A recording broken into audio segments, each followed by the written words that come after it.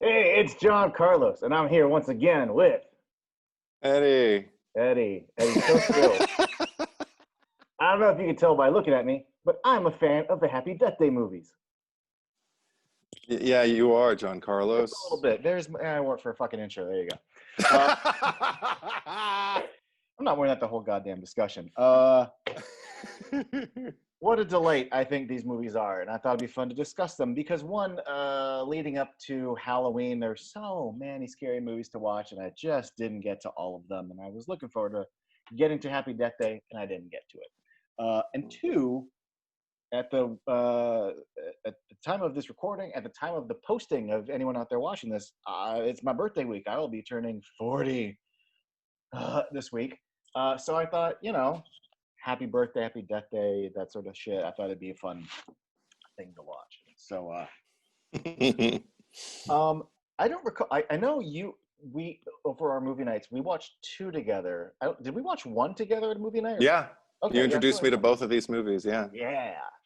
Um, yeah. My first impressions was I remember the premise for the first one just sounded cool.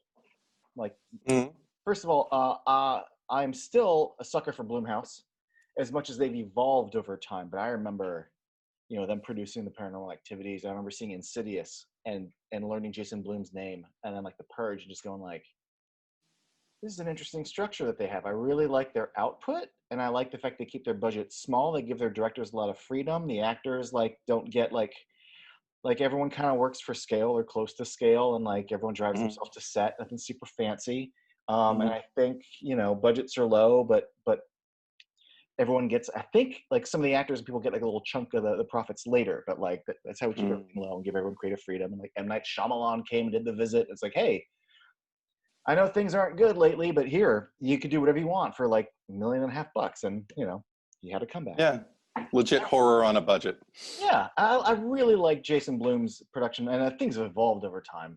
They've Mhm. done Whiplash and Get Out, but they've also churn out like tons of these like kind of bargain bin Hulu and Netflix movies now. So Bloomhouse's name isn't the same as it was a few years ago because like they produce so much more, but it's only like this much of it's Get Out.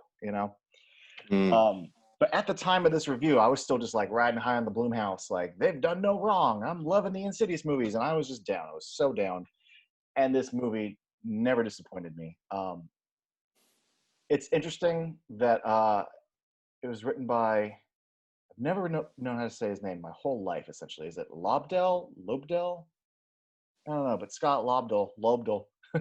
um, so random. I wouldn't know. Yeah. Dude's been writing comics since I was a kid, and he wrote like the '90s X-Men. The I think he did like not Age of Extinction. That's a Transformers movie. Age of Apocalypse. Oh. Um, Came over to DC. I think he did like the Red Hood under New 52. Guy's been Mm. doing comics forever. And then like if you look at and a screenplay, like he's just like, I got a Groundhog Day that I want to do. All right.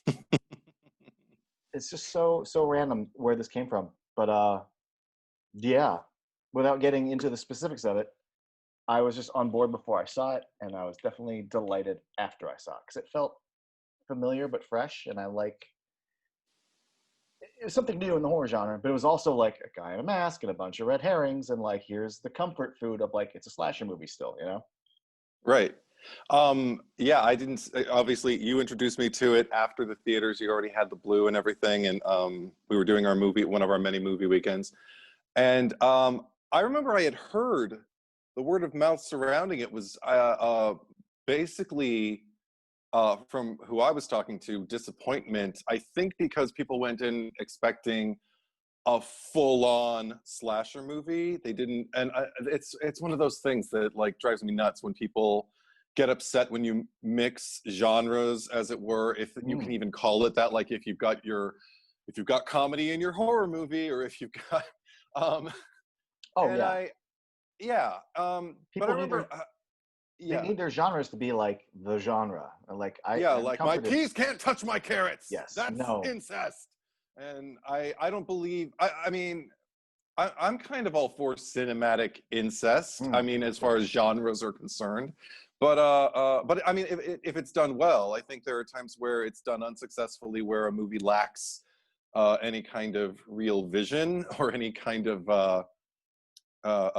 director keyed into a consistent tone, or at least a tone that we return to, so that the tangents we go on feel like little rest stops, or Mm-hmm. just like something delightful. As long as somebody keeps you in mind as an audience member, I feel like you can be successful jumping from whatever genre or subgenre you want. But so I basically just kind of heard thumbs down. I think I told you that, and you're just like, oh, I got to show you this. So we watched it, and I remember I was struck by, because I thought I knew what I was getting myself into, but I was struck by how inventive it was. I was really struck by Jessica. Is it Roth or Roth? I don't know.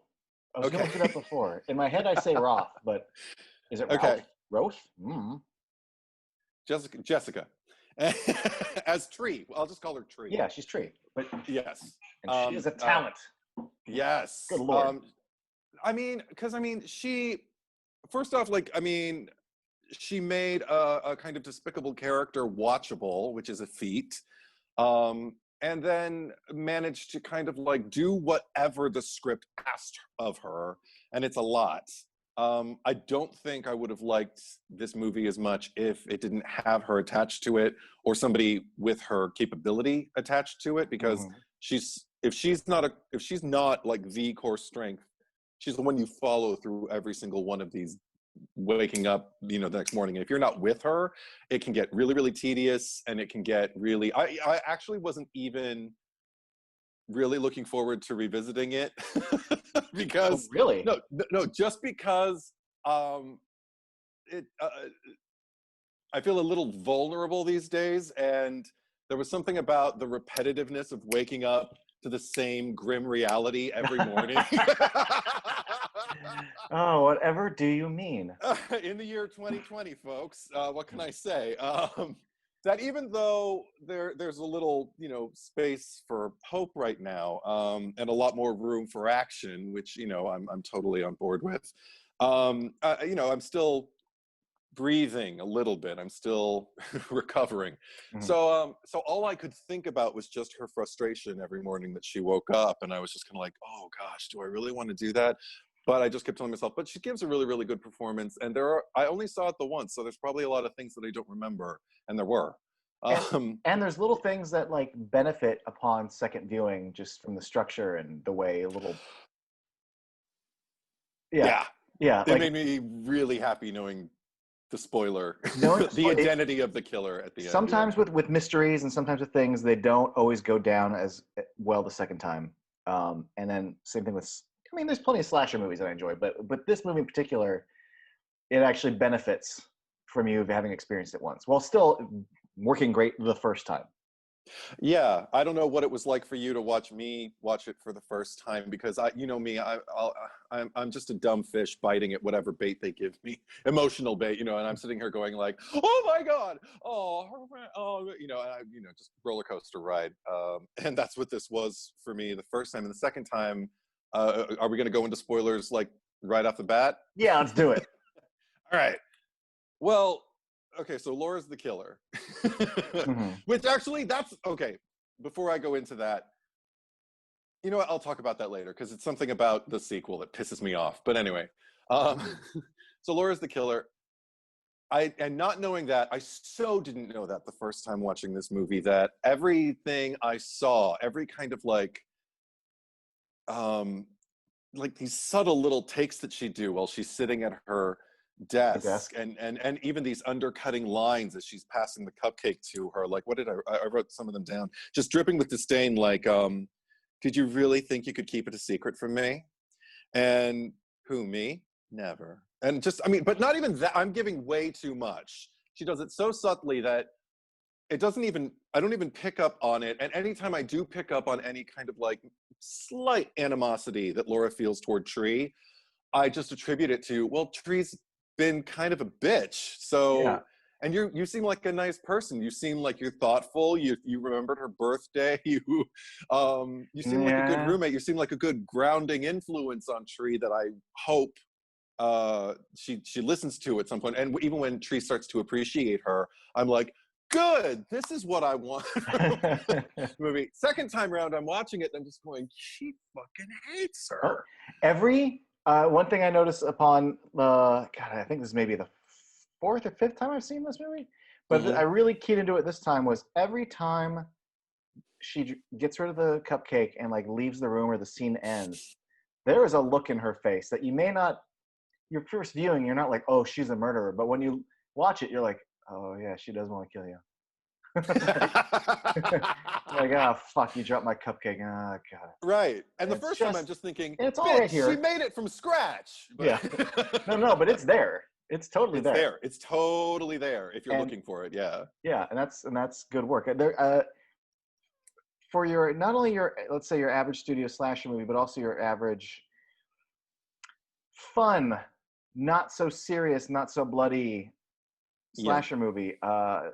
The cast really delivers, I think, more than I was expecting, and I don't know how much of that is a mix of the casting and the direction, or all the actors or the direction, but everything's firing on all cylinders. I don't remember I didn't look up who scored the first movie. I don't know if it's the same, but I remember watch even the score in the first movie is really smart and efficient.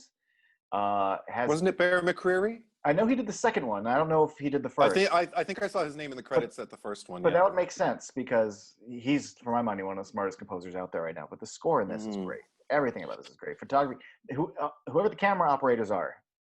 I love me. If there's one thing I hate is people who just do a Dutch tilt because, unless it's fucking Batman show, you can Dutch tilt the fuck out of that and it's great. But because the villains are on the screen. Yeah, exactly. But this movie, the first movie, is really good at, oh fuck, I'm being chased down a long hallway, Dutch angles, and it's just perfect. So great. And every transition into her like waking up, it even though there is a monotony that we share with her, and that's a tricky road to walk, is getting a character who's infuriated and so much increasing so that like she goes from like breakdown to meltdown, from I'd say, what was it, like morning, from her second time back to her third time back. The third time is when she's just running around screaming her head off at people. Well, yeah, that's what I noted that too. I tried to Eddie myself this one a bit, where you latch onto characters and performance and intentions and their journey, and I will tend to get caught up more in structure and pacing and framing, and that can guide my feelings, whereas I see you react to performances. When we discuss things after a movie, it's performances that come out of your mouth. And I remember thinking, because I think every choice that Jessica Roth makes in this movie is not only the best choice in any given scene she's in, but there's so many times where, even though I don't relate to her as a character, I remember if I would wake up that first day, how confused that can sometimes. Too many repeat things happen and you go, you idiot, like in other movies, like, how do you not put this together? But that first day, or her second day, but her first repeat, I'm like, you're playing just the right level of confusion and coincidence and mild confoundment and kind of disbelief and then acceptance of, well, okay. I'm like, good. And then that next day, and she, again, you're coming fresh from a kill where she's about to freak out and she's very intense, but she's also, there's this energy to her because, like, I just woke up from being killed and I think I'm going to freak out because it's all kind of happening again. And it's definitely her energy. But then that day 4 or the third repeat where she's freaking out, like each level is the appropriate response to what has happened to her. And I again, smart direction, great acting choices. Yeah. Somebody marked the script to either she did it herself or somebody, Christopher Landon was in there with her, like, just going like, okay, so I would be interested to know, because I don't own it. I rented these on demand, so I don't have much access to any kind of behind the scenes features or anything like that, so I don't know really what the hands-on experience of the filmmaking was for this. I get the impression that Christopher Landon knows what he's doing. I get the Yes. impression just off of anything he's had in his hands as a director, especially. I mean, because we talked about his writing a great deal Yeah. with the Paranormal Activity franchise. But as a director, and as a director with the marked ones, which I fucking love. Mhm. But so his capabilities as a director, I feel, are just knowing when to dip in and also knowing when to just get the fuck out of the way and let the actors Right. do whatever it is that they do. And but yeah, And he's a product of the industry. I mean, literally, his dad worked on like so many things. I can't help but wonder how much does a young child and your brain start to absorb yeah. being around on sets and just sort of understanding daily setups and Mm-hmm. and yeah. I can't rave enough about. I'm just gonna call her Jessica, like on a first name basis, though. All right. Both in 1 and in 2, though. But it's interesting because as the movie, all right, so the movie gives us the template still of a slasher movie. Mm-hmm. And we get to revel in the tropes and the red herrings. And I think this movie has some of the best, not the best, but some of the more interesting you see plenty of movies where you're like, there's Steve, he's the fat one. There's that guy, he's the hunky sullen one. Here are our red herrings. And this one, I actually find them to have more definition and their purpose in the story, their purpose in her lives, why I would actually find them red herrings. I find this to be a better group of characters. But you have that, but then at the same time, I don't want to say you're subverting it, but you are giving us a lead who isn't the virgin, who isn't well-intentioned and super sweet. We are also destroying the template by giving us an unlikable character and then giving me more than a horror movie by watching me or allowing me to watch her grow and really watch all the beats that create that. So you're giving me so much more, but you're also giving me what I want. And I really respect the movie for that. And something about, because for the longest time we had Groundhog Day. I'm like, that was it. And I was surprised. I mean, we had so many buddy comedies. We've had like time travel comedies and stoner comedies. There's so many things that like become a hit, and then the formula, Ghostbusters happened, and then we had these big tentpole Men in Black studio sci-fi comedies. But I don't remember. There wasn't a lot of. Remember the '80s? We had all the body swap comedies. Yes. There wasn't like a flood of Groundhog Day movies. No. And it felt like when Edge of Tomorrow happened, I was like, oh yeah, we're doing the Groundhog Day, but sci-fi. Cool. Right. And then with this, I was like, I remember thinking like, oh, we're doing the Groundhog Day to everything now, and it's we still haven't. We had Palm Springs this year. Yeah. We had Happy Death Day to You. Mm-hmm. And then I know it fell into TV. There was an episode of Arrow. There's an episode of Shield.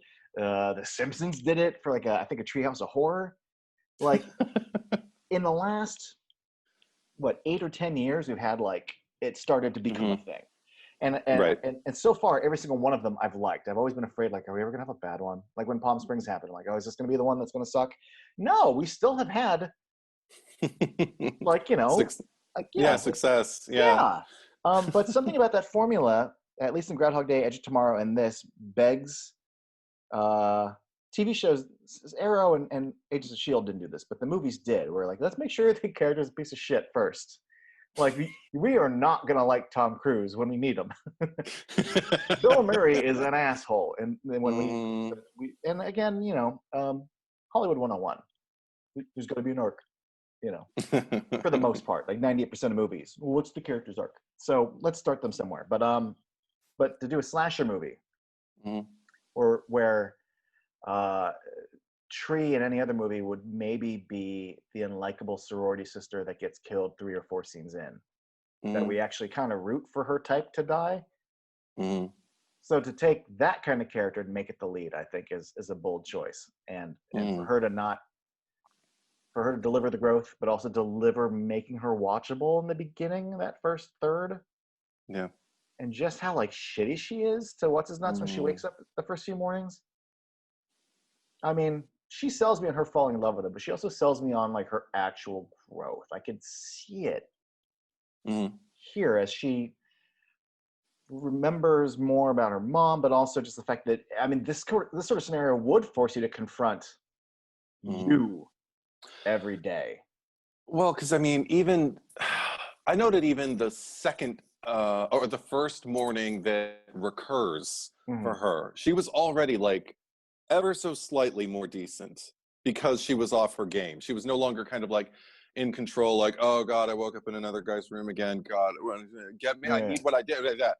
Once she starts realizing, like, what the fuck, she's off her game. So it's already kind of showing me that it's maybe not so, maybe not her nature. Maybe she hasn't always Right. been this way. Maybe this is something like a persona that she's put on to protect herself, or just because it's easier than reality. Again, like about this odd theme about like dodging a reality.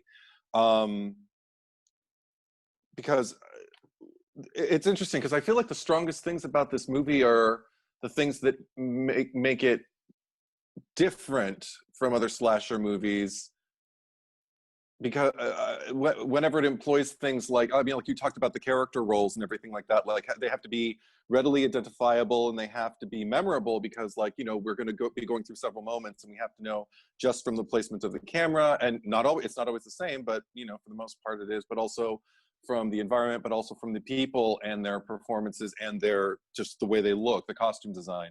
It has to be impactful, it has to stay in your mind, so you know, oh, I'm in the same moment that I was just, you know, a little while ago. Which sounds easy, but I can imagine in the hands of a lesser filmmaker, it just feeling tedious and feeling like, oh Yeah. my God, where are we? But because I mean, even something as insignificant like there's well, this is in the sequel, but I'll just bring it up. I just thought about the one girl who, when Ryan is walking down the sidewalk, who's just wearing like a red hoodie and she's just looking at her phone and does nothing. She Mhm. doesn't like jump out, or she doesn't almost hit him, or she just like walks past him. She's one of the most memorable people to me in his morning, just because I'm like, oh, the girl with the red hood. I don't know why, Right. because it's a red hoodie, maybe, I don't know. But from a technical standpoint, I agree with you on that. But I feel like the it's not a criticism. It's not a deal breaker. It's not even like it doesn't even really pull me out, but it's like nitpicking.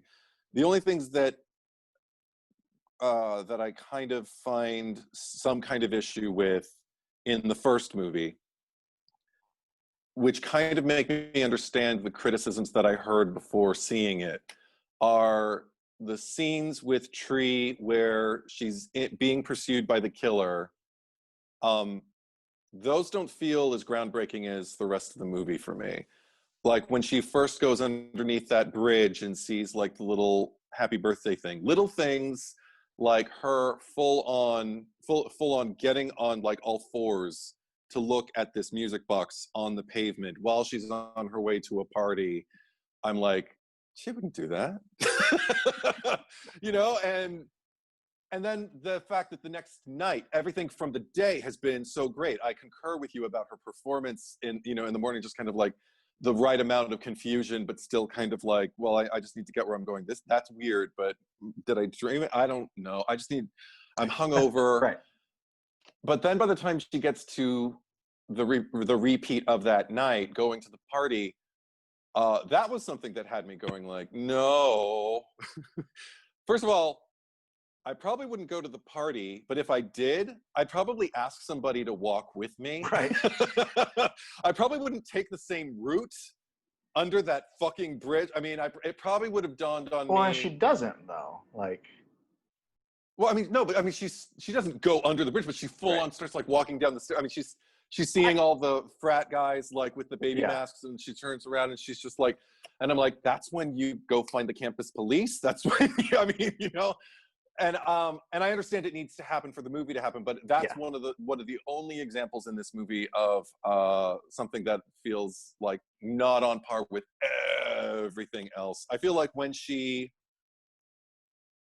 finally gets to stop being a victim and kind of claims and owns that final girl energy, which she does, Mm. that's when I'm so in it, like towards the end when she's like grabbing whatever she needs and telling people what they need to do to prevent Yeah. another death happening. That kind of shit, I am so on board for it. I just it's one of my favorite things to watch in her performance, is the way she just kind of like I understand this is my thing. You just have to do what I say, and then I'm gonna take care of myself. I'm gonna go right in there. I'm gonna be careful. I'm not gonna be an idiot, but I'm gonna behave the way like I think most people would in this scenario.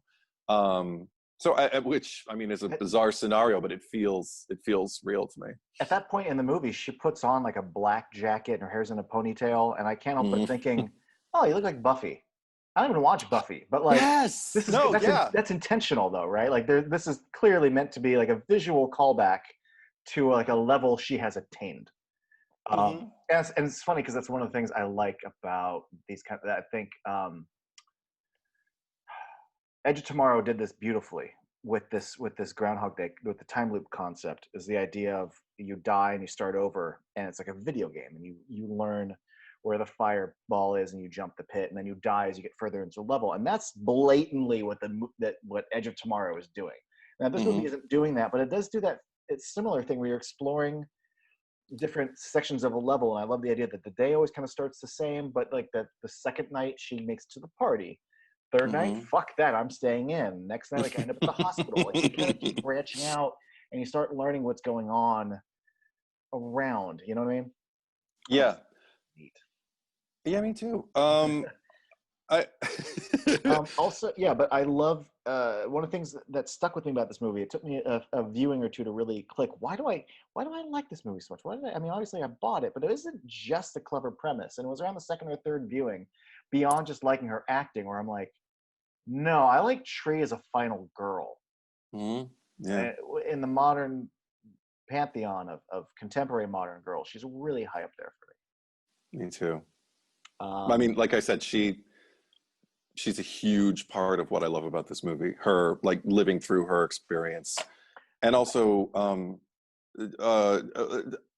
watching her estimation of the people around her to shift. I like the fact that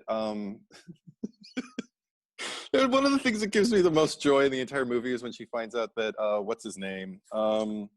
Oh, are you talking about her through the window? Yes! Mouth silent performance.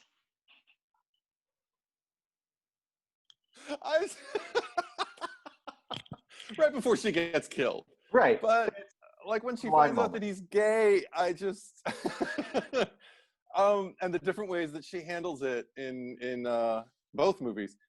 Yeah. I think the second one in particular. Well, actually, it's really sweet in one. Kind of lays what she thinks out. But I just love in the second one, just gay! You are gay! But one of my favorite, while we're talking about favorite lines too, like another one of my favorite lines that she says in the first movie, I think it is my favorite line. It's when she's sitting across from Carter, and she's just got her first soda, I think, of the movie, that she's sipping through a straw, and she's explaining it to him. And she just says, "Will you please stop staring at me like I took a dump on your mom's head?"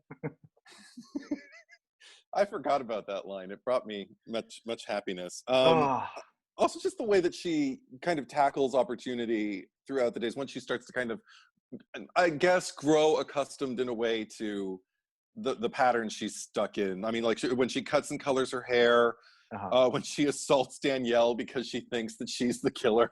Yes. And when she burps and farts across the table from Carter. I mean, I'm an easy mark when it comes to farts, but her fucking face when she's doing it. Yeah. Just like I no fucks left to give. Exactly. You just have to deal with it. Yes. My favorite line. My favorite line is when what's her roommate's name? Lori. Lori. When she's talking about how she's banging the professor. She's like, wait, you're killing me over some stupid guy? Because I remember thinking, she said exactly what I was thinking, but I feel like it would matter even more if I was a woman. Like, this is what, like, I'm the outside observer. I can only imagine what that would be like between two women. Yeah, And then just, yeah. but her delivery is exactly what I was feeling the first time I Hmm. saw that. Like, really? This is what's, Oh, there's a moment where I am exactly inside of her head, and I'm just like, that is exactly the right reaction to have right now. And it's not even like at a crucial moment. It's when she's in the, she's at the party, and she's with that guy who says, welcome to the Pleasure pleasure Dome. dome. Her reaction, I was just like, yes. Yeah. Because there is nothing enticing about that. I dried up. Like, I Yeah. don't even have a thing to dry up. And I'm like, oh my God. But that guy's great. You know why that guy's great? Because he sells that stupid glee where it's clearly about, like, he's so content with his pleasure dome and what I have to offer you that he's not even reading her, and he's just so happy with himself, and he thinks he's Yeah. charming. And I can't help but wonder, I'm like, yeah, I dry up when I watch that scene every time. I wonder if he surrounds himself or has exposed himself to people who would be, I don't know, have anyone in my life who would be into that. And I almost think it's cartoonish that no one would. And I'm like, no, there's probably people who would be into that, but God bless it, I don't want to know. I don't want to know that person. It's like if you are, maybe you need to leave anyway, honey. You know, like, But he's not the boy. You need somebody to intervene and tell you he's not the and that's boy for you. also that scene's a great moment too. Just again, I like me a good, like Jamie Kennedy getting Hmm. pulled into the van and Scream 2 while the boombox guys are going by. I just like, your stupid pleasure dome is your downfall. I love that framing of her in the foreground, him just getting fucking stabbed in the background, Yeah. funny as shit. Oh, it's great. And even the use of color too, like Oh all the yeah, color and light. I mean, throughout the movie, actually, I kept noticing it. I was just like, this is, and I don't tend to notice things like that. But when you're taking notes, you notice things that you wouldn't notice if you were just watching it for fun.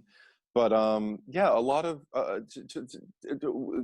environments that work, like, and again, that feel memorable. There's something about the hue of her room after she boards it up.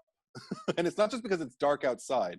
There's literally something about the way the lamps are lit and the way they position her in the room that literally makes the walls seem darker and more dangerous. This room that was filled with light earlier, that seemed like a girl's room where nothing bad could ever possibly happen, is now turned into this more realistic, kind of sinister yeah. environment. And you could chalk it up to nightfall, but it also, obviously it's intentional for the movie. But I mean, Yeah. you ever experienced that as a kid too? Even when you're not watching horror movies, the way the sun sets and all of a sudden just the energy of the room is just all different. Yep. And I definitely get that from that. I can't not bring up Danielle, Mm-hmm. who we'll get to what she is in 2. A lot But to unpack there. I forgot because 2 is fresh in my mind. I've seen 2 twice, like in the last maybe 2 years, whereas it's been maybe like since our last movie night when I last watched Happy Death Day 1. So it's been a few years. Forgot how good Danielle is at playing this Danielle. Like, Yeah. every time she comes into the room with the hair and the big curlers, just like, yeah. Toxic. Yeah. But it's a hell of a With performance. command. Yeah. I mean, it's not the most fun role, but she's, more power to you. She made it work. Not likable, but made it work and made me, I know that girl. Yeah. Yeah. Especially when she's like, this is gonna be kind of, I'm not even gonna imitate it, but when she's like, "Are you going to the party?" and she's like not listening, and she does like a deaf impression and does like a little sign language. Yeah. And I remember thinking like, that tells me so much about you, because like people, do people do that anymore? And if you do, wow, that tells me a lot. I had a friend who did it for another friend in high school, and I was in high school in the 90s, folks. So this was like probably 95 or 96, and it felt wrong then. So Yeah, I did it like in um, junior high in like the 80s and early 90s. You know what I mean? yeah, and Yeah. the friend So who was laughing knew that it was absolutely wrong, but there was something about the way the other friend did it that just made her laugh. And I remember I would just kind of walk away. and doesn't that, I mean, to me that's efficient because that one thing tells me everything. Yeah, Yeah. it's a horrible quality to attribute to a character that in a great way, because it's just kind of like, wow, okay, that's who you are. Yeah. Yeah. um, Also, in terms of like just introducing characters and giving us who they are, one who I was this is probably another reason why I didn't want to return to it. I know where this is going. Because I liked him so much the first time round, and then I found out kind of what a tool he was. But Carter, played by Israel Broussard, we won't linger on it. Right. But I mean, because I remember initially when I saw him, I was just kind of like, oh my gosh, he's just like this kind of, kind of tall, lanky, bird-like, Tony Perkins-esque with curly hair guy who seems like a decent, like, I don't want to look when you're changing and I buy it, Yeah. kind of thing. Like, I got decency from him, almost Yeah. in an effortless way, where I was just kind of like, honey, look at him. Like, that's the one I'd have my eye on. And then it kind of broke my heart to find out that he was, I mean, he's since apologized, but do with that what you will. For criticizing Black Lives Matter for only achieving division, and for making homophobic remarks about how I guess he had played gay before in his career, and how, no folks, no thanks, I don't want to play gay again. On just all via tweet. I only knew about the homophobic stuff. I didn't know about Black Lives Matter. That sucks. Oh yeah, he also credited people who called the Sandy Hook massacre. What do you? Just fake. Like staged. Yeah. Yeah. Yeah. He had some anti-Muslim tweets, or he liked some anti-Muslim tweets. Yeah. And is there anything else? I think that's it. Yeah. Yeah, I remember when you first told me that. I remember being, because there's a boyish and honest energy to him that. Yeah. I mean, it's so true. I mean, it's a helper. He also is. Everyone in this movie really does deliver great performances. Yeah, I mean, I didn't get any of that from the performance. I root for him. I root for him in a genuine way, and not in a way that I was programmed to from the '80s movies. There's a lot of movies that I look at, teen and college movies, that like The Nice Guy, and then you kind of look back on it and you're like, no, he's kind of needy, or like he's claiming ownership over someone, like, dude, don't watch Can't Hardly Wait anytime soon. Like, it hasn't aged. Oh God. That fucking note he writes Jennifer Love Hewitt, like that. Nope. Yeah, that whole character. In 1998, I'm like, yeah, and then I'm, not anymore. And I like that we've moved past that. Like, I don't ever feel like he's the guy who deserves the girl at any point, or that because nothing worse than like the self-aware, I'm a nice guy, and let me tell you, God, just none of that. And he's got great posters in his room. I was gonna say, like, Mr. Science Theater and fucking first Repo one I Man. noticed, the Mr. Science Theater movie, I'm just like, oh, this is your room. Yeah, Repo Man and They Live are just giant on the wall there, and I'm all for it. Yeah. But I mean, to piggyback on like what you were saying though, like, I think the thing that I liked most about Carter, the character, is the fact that his niceness, the nice guy quality that he has, it doesn't come out of any kind of like self-consciousness as a nice guy or anything. I mean, he does the decent thing. He folds her clothes up. She probably took them off, I'm getting the impression.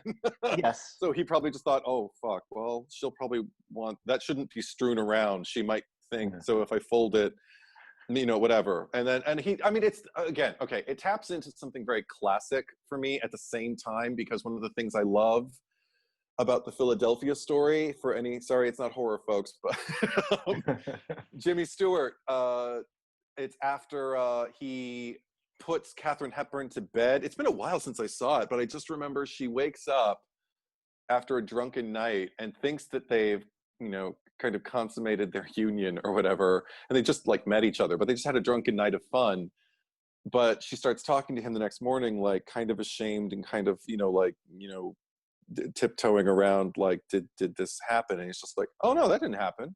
She's like, why not? And he's like, well, and I'm not going to quote it correctly, but it's to paraphrase. He says something like, well, you were, drunk, and there are rules about that. And it's Jimmy Stewart, so the way he says it, you're just like, I believe you. And, and there's something about this guy that, like, when he says it, I'm just kind of like, okay, awesome. But most of his niceness also comes from just listening. He is so present and so interested in her experience. Who doesn't want that? Who doesn't want somebody who isn't, and he manages to do it in a non-creepy way. And you're at college too, so I mean, I'm not saying that everyone thinks this way, but it is more common to find, like, oh, there's a drunk girl, we're at a bar, I take her back to my room. Like, right, not every guy is going to be that. I'm trying to find the right word, because it's the normal, like, decent. It's not like that's what you're supposed to do. You know what I mean? Exactly. That kind of goes out. I mean, I know some self-proclaimed dirtbags who even then they're like, oh no, but she was drunk, so no. Like that is how it's supposed to be. Even Austin Powers in the swinging 60s and all that, when he had Elizabeth Hurley, was like, no, you're drunk, it's not right. So that's the way it should be. That's the way it should be. So that shouldn't be credited. That should just be right. Well, like it's like drugs. You're not supposed to get credit for the things that you're supposed to do. Right. But it did echo that Jimmy Stewart thing. Yeah, I don't beat my wife. You're not supposed to beat your wife. No. But it's the kind of thing where if you're in the situation and you hear it, that's what you want to hear. Yeah. But no, that's where most of it comes for me. Just the fact that he's interested in her in a way that doesn't ever feel like crowding, just kind of like, you seem kind of, I mean, he even justifies it more than once, I think, just kind of, well, you just seem a little, I mean, he makes his case in a very simple way. I mean, I just think it's handled, it's written exquisitely, and I think it is performed well. That's what I'll give Israel. Oh, you know what else is performed well? What? When she has like her fucking like breakthrough, like she knows who the killer is, and I got this figured out, but like, all right, so now it's the next day, and like, here's a pillow for the sleepy guy, and like the energy like that. I mean, she's this close from like Sound of Music spinning, you know what I mean? But, oh, it's so fucking right there. She's great. Yes. No argument here. Let me see. Okay, so that's everything I have on my first page. Oh, I want to just, because I didn't get to say about the score. Yeah, I agree with you as far as the score, but more specifically, one thing that I really adore about the score, particularly in the first movie, I noticed it a lot. The narrative tends to take me away in the second movie, but in the first movie, maybe because there are more slasher moments, and particularly as we get towards the end, one thing that I really adore about the score is it reminded me of the old Disney Legends of Sleepy Hollow, just with the Atlas Horseman. Beware! It's not exactly that, but it's like on that level of just like noises happening that you almost feel like they're words being spoken. They could be, but are they? And they just unsettle you. There's just like, there's music and there's dramatic stings, but then there's like these other noises that I can't quite identify that I really respond to. So I wanted to... Yeah, there was, I don't know if there were words. It almost sounded, this is going to sound weird, I almost heard like baby cries. And I'm like, but the school mascot is a baby? I'm like, is that intentional? Is that intentional? Yeah. But beyond just also like, to me, her fleeing the hospital and going into the parking lot, like, it's just good stuff. Yeah. Oh, okay. Can we... This is the first time it really kind of got articulated to me, because I knew who was trying to kill her this time. When she's in that hospital, Laurie wanted to kill her so bad that she didn't just kill her. She killed a cop. Yeah. She full on ran over a police officer just so she could kill Tree. Yeah. That's extreme. Right. Well, she's got mental problems, because it isn't just, oh, you're killing me over a guy? Because that's funny. But then she goes, no, Also because you're a dumb bitch. And I'm like, that's okay. You're crazy at this point. Like that's not logical thinking. Uh-huh. I mean, I know that's code for I fucking hate you, but like, no, because you're a dumb bitch. But I hate a Oh, lot of people, and I don't yeah, go around trying to right. kill them, or Well, even people clearly, who are trying to take them out of the running, yeah, for that she's night. got mental problems. Yeah. Uh, I much prefer her into that alternate reality of her. I do Um, too, and I have a comment on that when we'll we get get to there. it. Yeah, yeah. Another thing, just like that. No, yeah, go ahead. You say No, sorry. no. This is a separate train of thought. I feel like you're still Yeah. going. No, Go, no, go, no, go. no. It No, not doesn't connect directly, so go for yeah, it. just a random little thing. It's such a small role, but you know who really sticks out to me is that girl sitting outside their sorority house, just like enjoying the view Yeah. every day with the wave, and she's like, meh. She just like here, we're gonna hire you. You're not gonna have any lines, but like Yeah. she seems like a genuinely sweet girl. Yes. So much so that when the roommate flies out the window, I feel so fucking bad for her. I do too. And you have no lines and you get me to feel something for you. I feel terrible for her. Well, because That even prior blood. to that, when she smiles at her and she waves and she's like, I'm like, she finally got her wave Uh-huh. back. I mean, I care about this person. I'm invested. And so then to see that happen to her, yeah, Yeah. that's traumatic. And isn't she still screaming when they're doing the interview at the very end when Yeah, like she's in the Danielle's doing the interview? background. She's just in the back, just like still Well, obviously like it's funny because I get so desensitized to certain things in movies, and then you think about it. If you ever saw it in real life later, yeah, that would suck. But yeah. very rarely do I react to things logically when I'm watching things. There's a certain detachment I feel in certain things, depends on how it's directed. But in this movie, when that body lands and I see the blood come, I imagine myself minding my own fucking business, and the Yeah. body goes and blood comes out of it. That would fuck me up.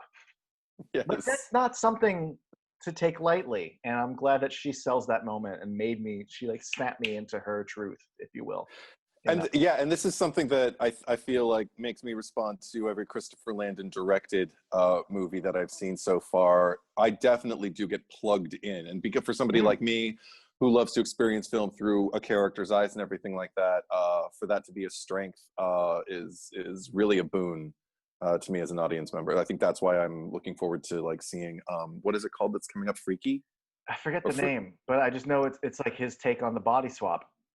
yeah, It's funny and because he did it's his Groundhog Day, now he's doing his like body swap. I think it's called Freaky or Freak, Yeah, something like that. can't wait though.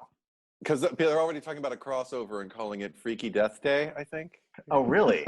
Well, because I know. Because he confirmed in an interview that it all happens in the same universe. I love shared universes. Mm-hmm. I live for that shit. And apparently he does too. Me too. Yeah. Yeah. And there's some. I mean, we could talk about that later, but there's some fun random shared universes out there that I really like. Okay, here's this random side note. There's a Adam Sandler's Hubie Halloween on Netflix. Yeah. Whatever, it's a Netflix Adam Sandler movie.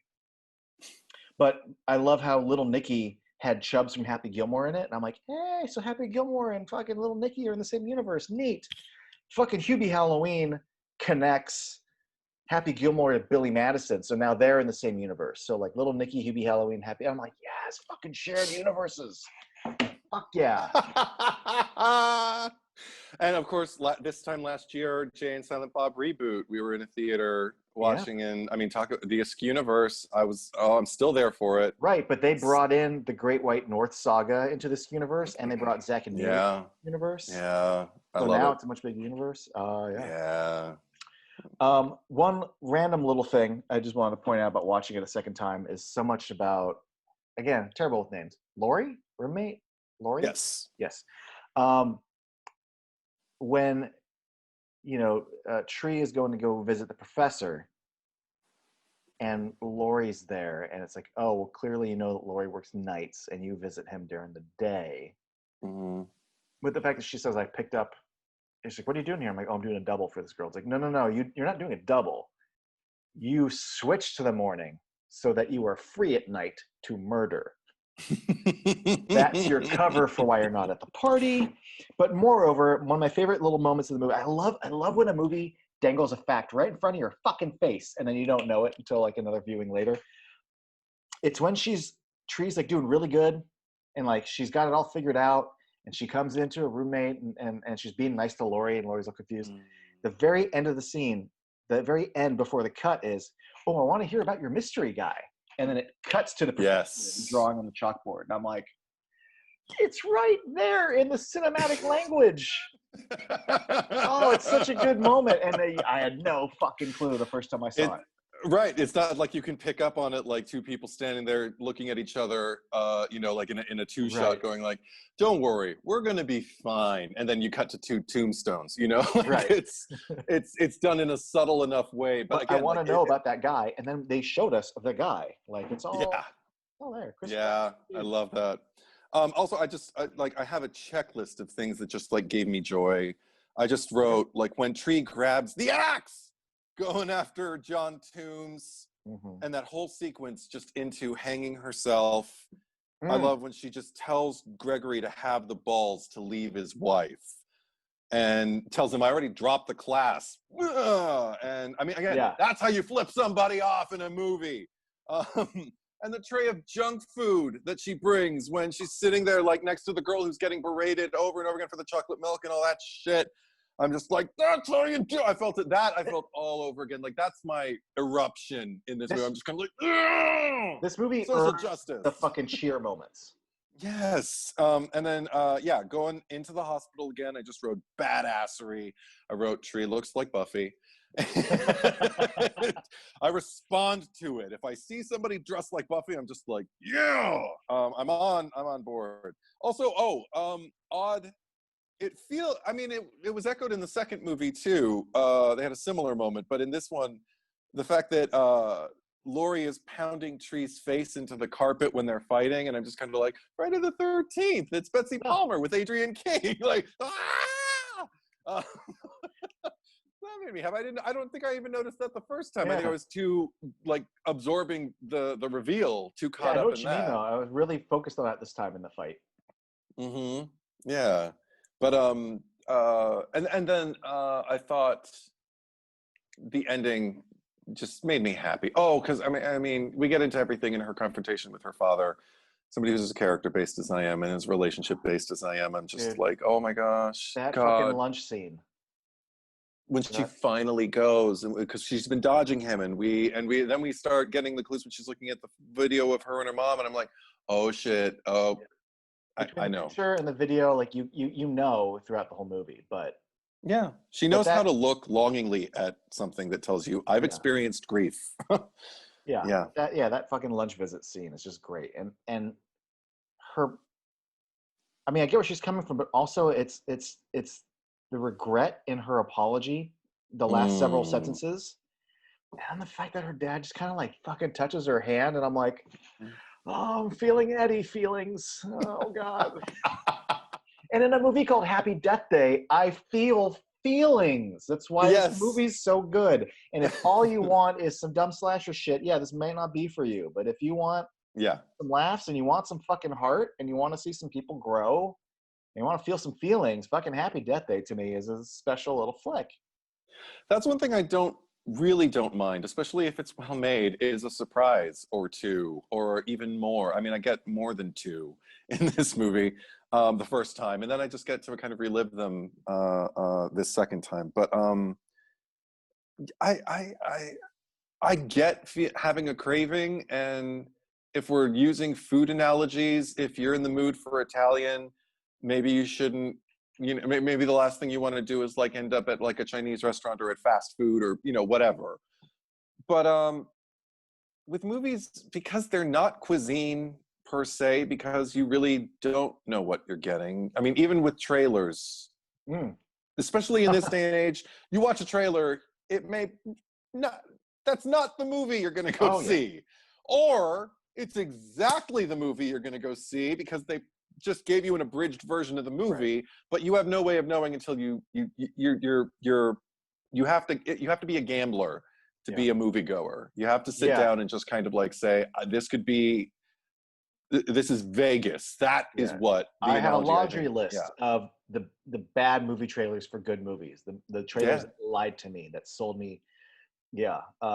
And I'm not going to get into all but to this day, I'll never forgive whoever cut the trailer for The Descent, because The Descent looked like shit. Mm-hmm. And then the reviews are so great, I ended up renting it, and it's, to this day, not only one of my favorite horror movies ever, but it's like my number 2 of the 21st century. Like, it's superb. Yeah. And it was cut to be like the shittiest movie ever as a trailer. Yeah, you can't rely. I mean, if you get a hook in, like, then okay, go ahead. But you have to be prepared to be disappointed or to be surprised. And but I mean, like, that's one thing that I think I don't know if I've mentioned this in any of our pods before, but one thing I've heard, especially on like panels from like critics on like, YouTube channels I won't mention, where they're talking about movies and they'll just say, I wanted to love this movie. And I always liken that beyond even Vegas. I think about like dating. I think like you're shooting yourself in the foot if you're going like, if you go on a blind date, shall we say, or even if you've like, had a little discourse on your app before you meet up for coffee. Are you going to go in there going like, I wanted to love her. I wanted him to be the love of my life. You're shooting yourself in the foot. You're already screwing yourself out of your experience. Just go and see. Yes. Go and see what it is. Obviously, you want to enjoy it, but come on. I've heard that expression too. I think I will say though, in that expression's defense, I think it depends on the context of what people are saying. Because I think on the one hand, like, if you do go to a movie that on paper checks a lot of boxes, I can see how you're like, oh, well, it's about Martians, and it's the cinematographer was this, and it starred Natalie Portman, and it has all these, like, I wanted to love it because it checks all the boxes of things I would love. You know what I mean? Right. I get that, but yes, there is a certain. It depends on what caused them to say that. Is it a bad frame of reference, or was it, man, this was a great premise that didn't live up to how it delivered? I wanted to love it. That I understand. Honestly, sometimes I feel like it's just to cover their ass so they don't get a bunch of people saying, you were against this movie from the beginning, Well, no, well, I mean, Eddie, I want to love every DCEU stop. movie. I want to love it. I don't want to live in a world where, I don't walk in. I mean, I am still to this day. I mean, this is. I want a good Justice League movie, Just okay, guys, just a little background for you. Sorry, we're gonna take a tangent ourselves here. I am largely more in favor of the DCEU onslaught of movies up until now. We're in November 2020, than John Carlos is. I've been much happier with what I've gotten, but I've also I don't know what your mentality has been walking in. I know mine has been like going in and just being like, whatever it is, I'm in the seat, and because it's not the same for every single one of them either. Some of them I just kind of sitting there going like, oh Jesus Christ, all right, let's see, and then I see it, and it is what it is, and I don't walk away from any of these going like, oh my God, you're perfect. It is what it is. I oftentimes have notes, but just because I have notes doesn't mean it's not. I'm not a thumbs up, thumbs down kind of person unless I am. Sure. I mean, sometimes we just watch something and just like, this was not made for me. Yeah. But, or, oh my God, this was made for me. How did they know? Frozen 2. Anyway, but I mean, like with those movies, oftentimes I'll be surprised if I'm excited, and I'll even get nervous about that. I'll be like, oh God, I'm excited about this. I'm like in my seat. Right. How long is this going to last? Turned off my phone and just gone like, oh my God, I'm excited. Okay, let's just see. And then, and we could, if we ever discuss those movies, I'll get into it. But well, it's interesting that you're mentioning that because I went into. Are we done with the first movie? Yeah, I got everything in that I needed to say. I don't want to say I went in, my arms crossed, but this was a movie I did not want and I did not need to exist. I remember when I saw the first movie, literally like talking in the parking lot after, because we know how everything works now with Hollywood, right? Like anytime anything's a hit, we want a sequel. We need to make the money. That's and anytime it's all the worse with horror franchises or any franchise to a certain degree, where like the first movie functions as a singular story and does not need to be continued, and we have to come up with more. We don't have a story we need to tell. We have to come up with a story to tell because we need to make money. And I just remember thinking, this is such a singular story. It's wrapped up in a bow. I got my journey. It was so satisfying. I hope to fucking God they never make a sequel. Just let it be. And then it took a little, but there was announcement of a sequel, and I just remember thinking, no. What the fuck? Is she just gonna be in a time loop again? I know. Fuck this sequel. Yeah. I don't even know a thing about it. I'm like, I do not fucking want this. And I was pleasantly surprised by the trailer. I wasn't totally on board, but the trailer really focused on like, because the movie takes like about 20, I checked, it was like 23, 24 minutes for Tree to end up in a time loop again. And the trailer really focuses on that part of the story.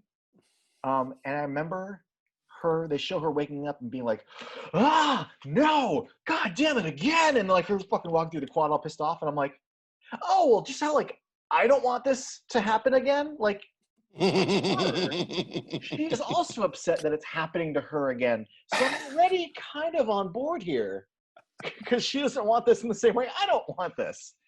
There is so much to unpack because, okay, I don't even remember I feel like I heard about it happening from you, maybe around the time you showed me the movie. I don't remember. Okay.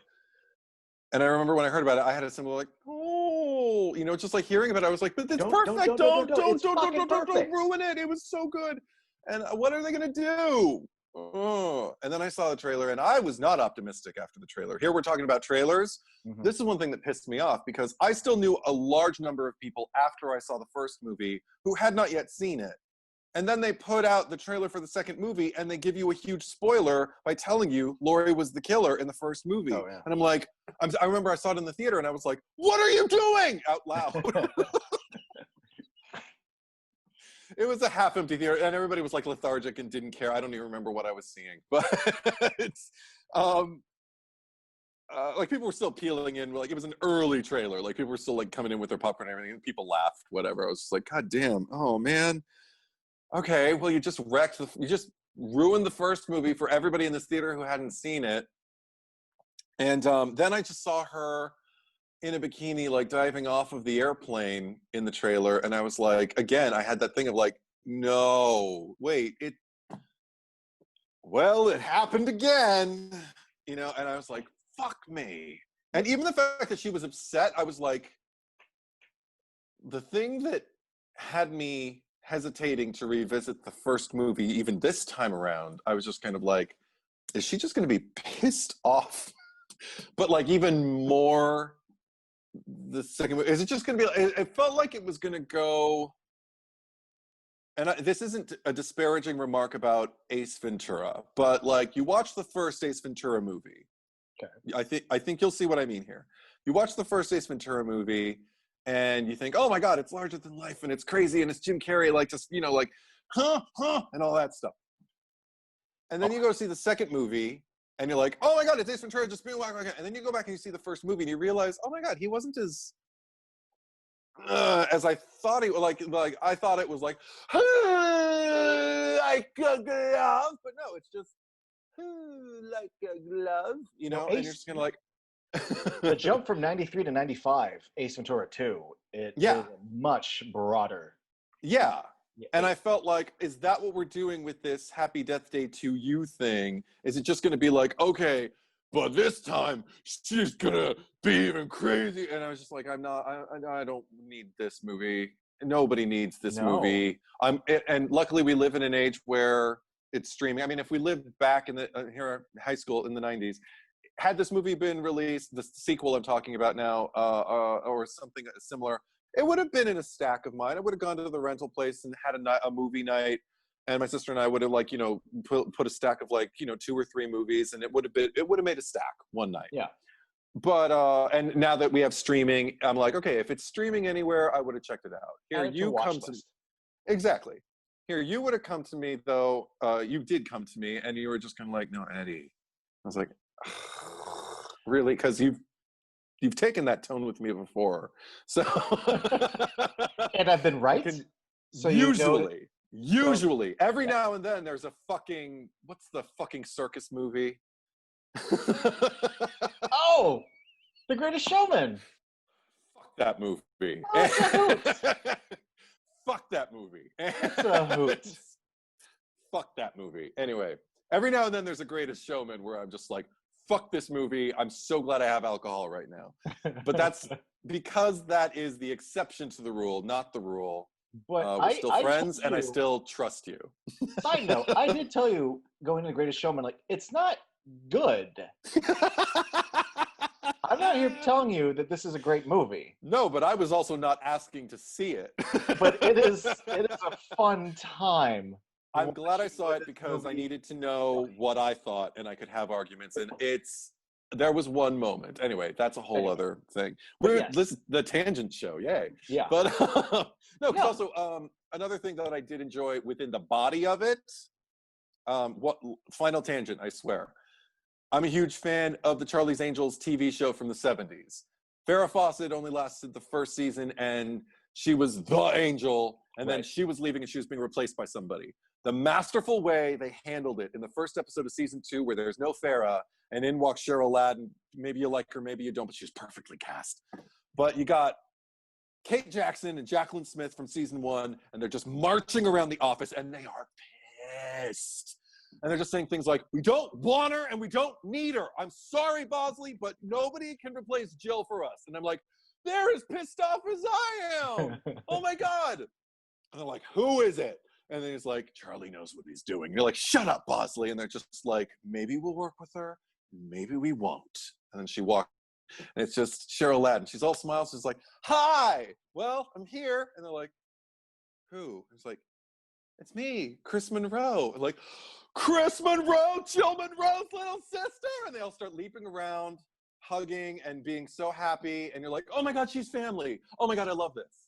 And that's what ended up happening once I got into this movie, because I walked in like I was walking into Charlie's Angels season 2 for the first time, going like, fuck this shit. I don't, but Giancarlo says I have to give it a try. And he was right about the first movie. So I don't know.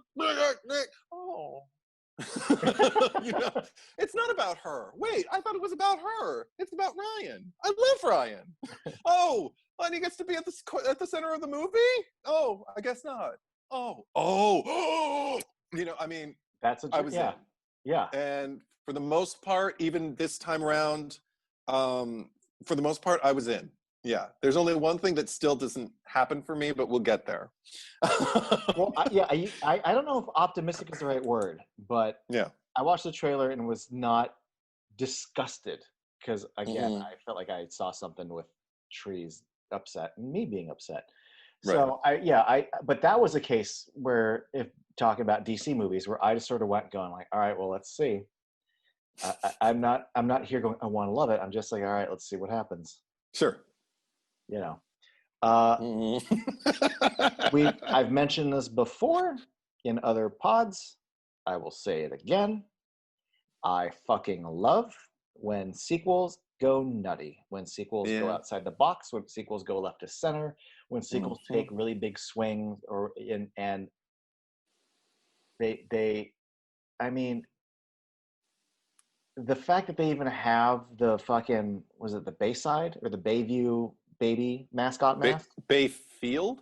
Yeah, the fact they even have like a killer again, it does feel, this isn't a bad thing, but it's kind of perfunctory, like, oh yeah, we're the sequel to a slasher movie, because this isn't a fucking horror movie. No. It is a sci-fi comedy, and it's like comic book movie, yeah. Yeah, but by the way, we have the killer's in it too. but it's not a horror movie. No. We did a sequel No. to the horror movie, and they said let's do Aliens to Alien, like let's do a different genre. and let's get funnier with it. And I respect that they didn't just try to do the same thing again. They didn't try to capture the same lightning in a bottle twice. They didn't regurgitate the same thing again. No. And that's already great. And then what they presented me is also on its own terms a damn good time. That's very funny. That takes me on a journey. That actually gives me fucking more feelings, even though it's a zanier movie. I crumble under it more. What the fuck? Happy Death Day to You. Yeah. You shouldn't be this good.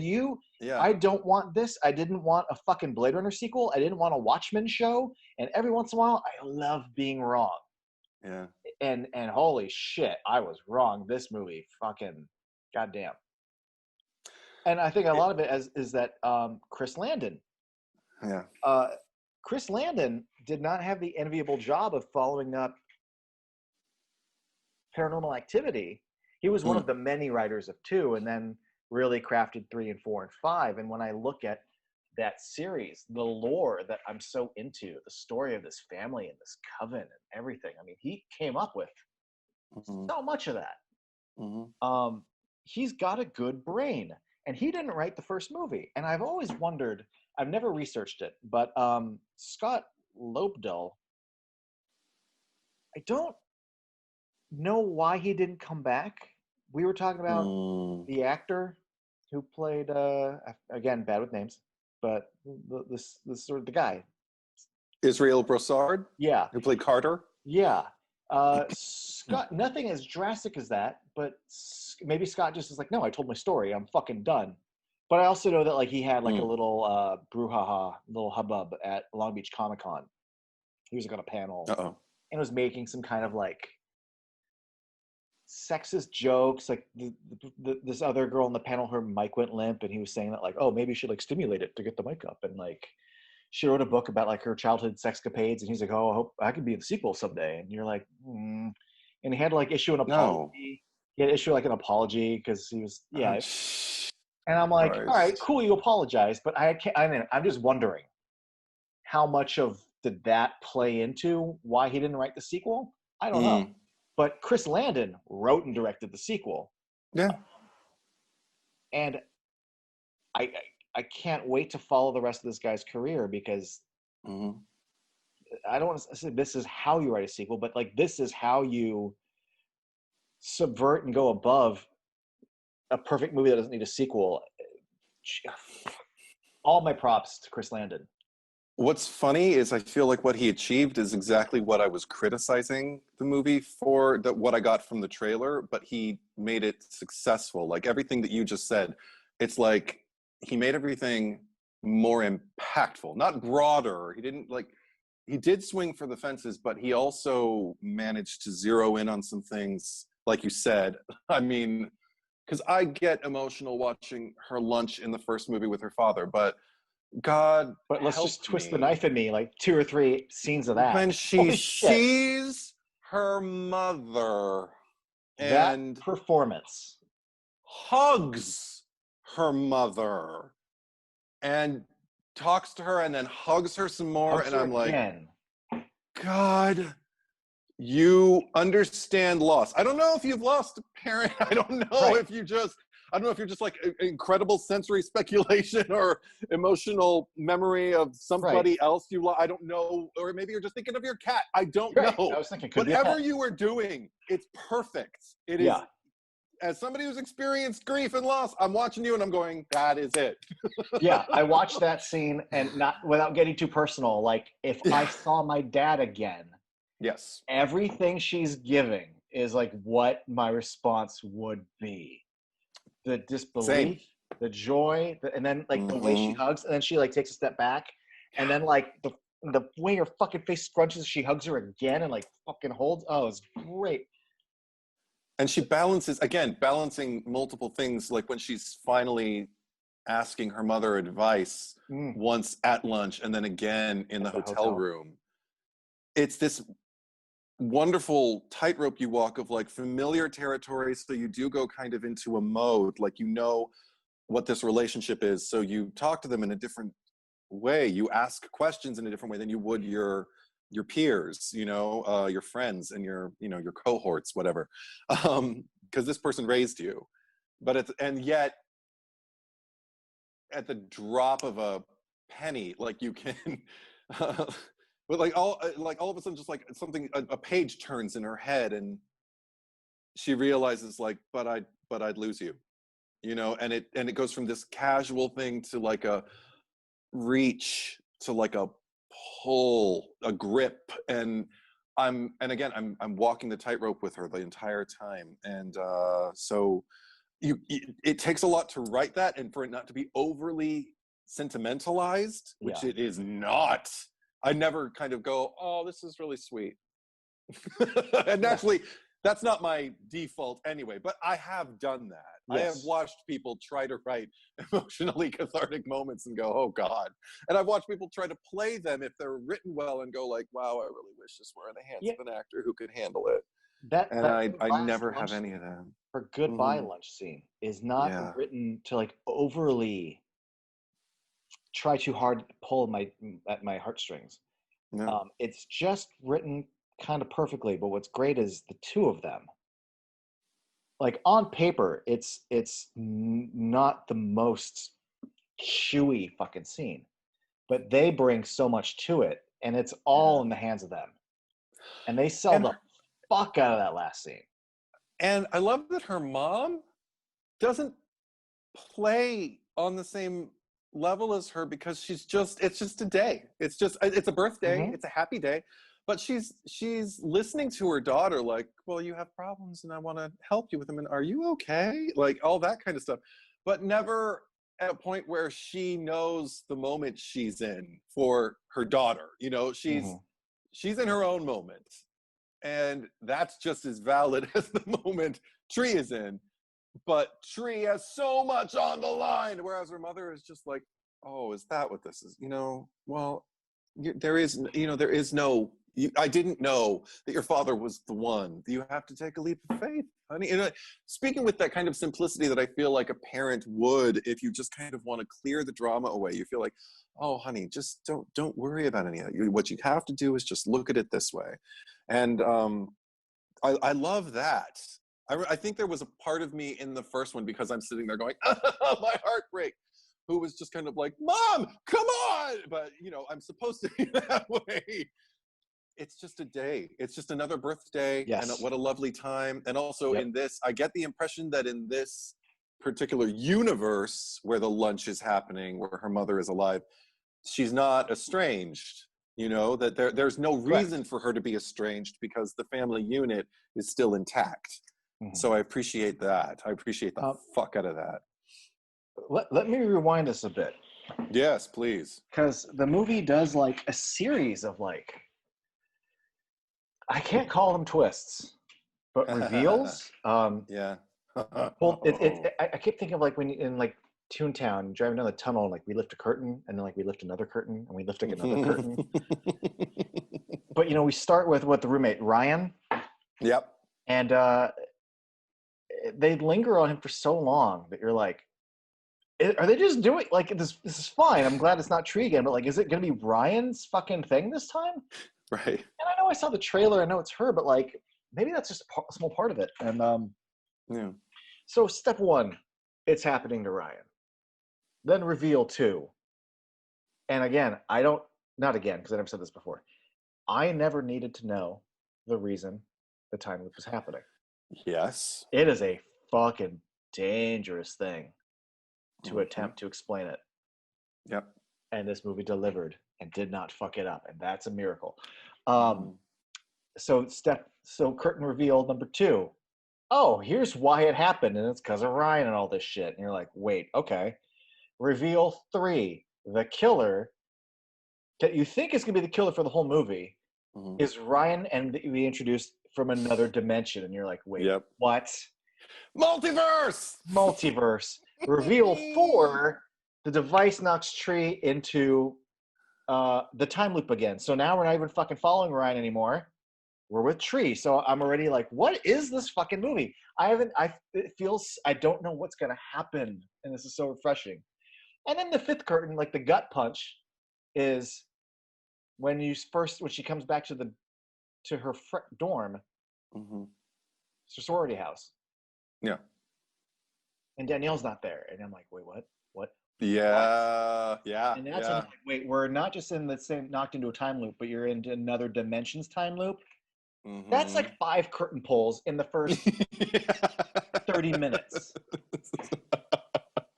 And just when I think I'm like, I'm good with the curtain pulls, and that's when you realize, oh, Danielle's different here.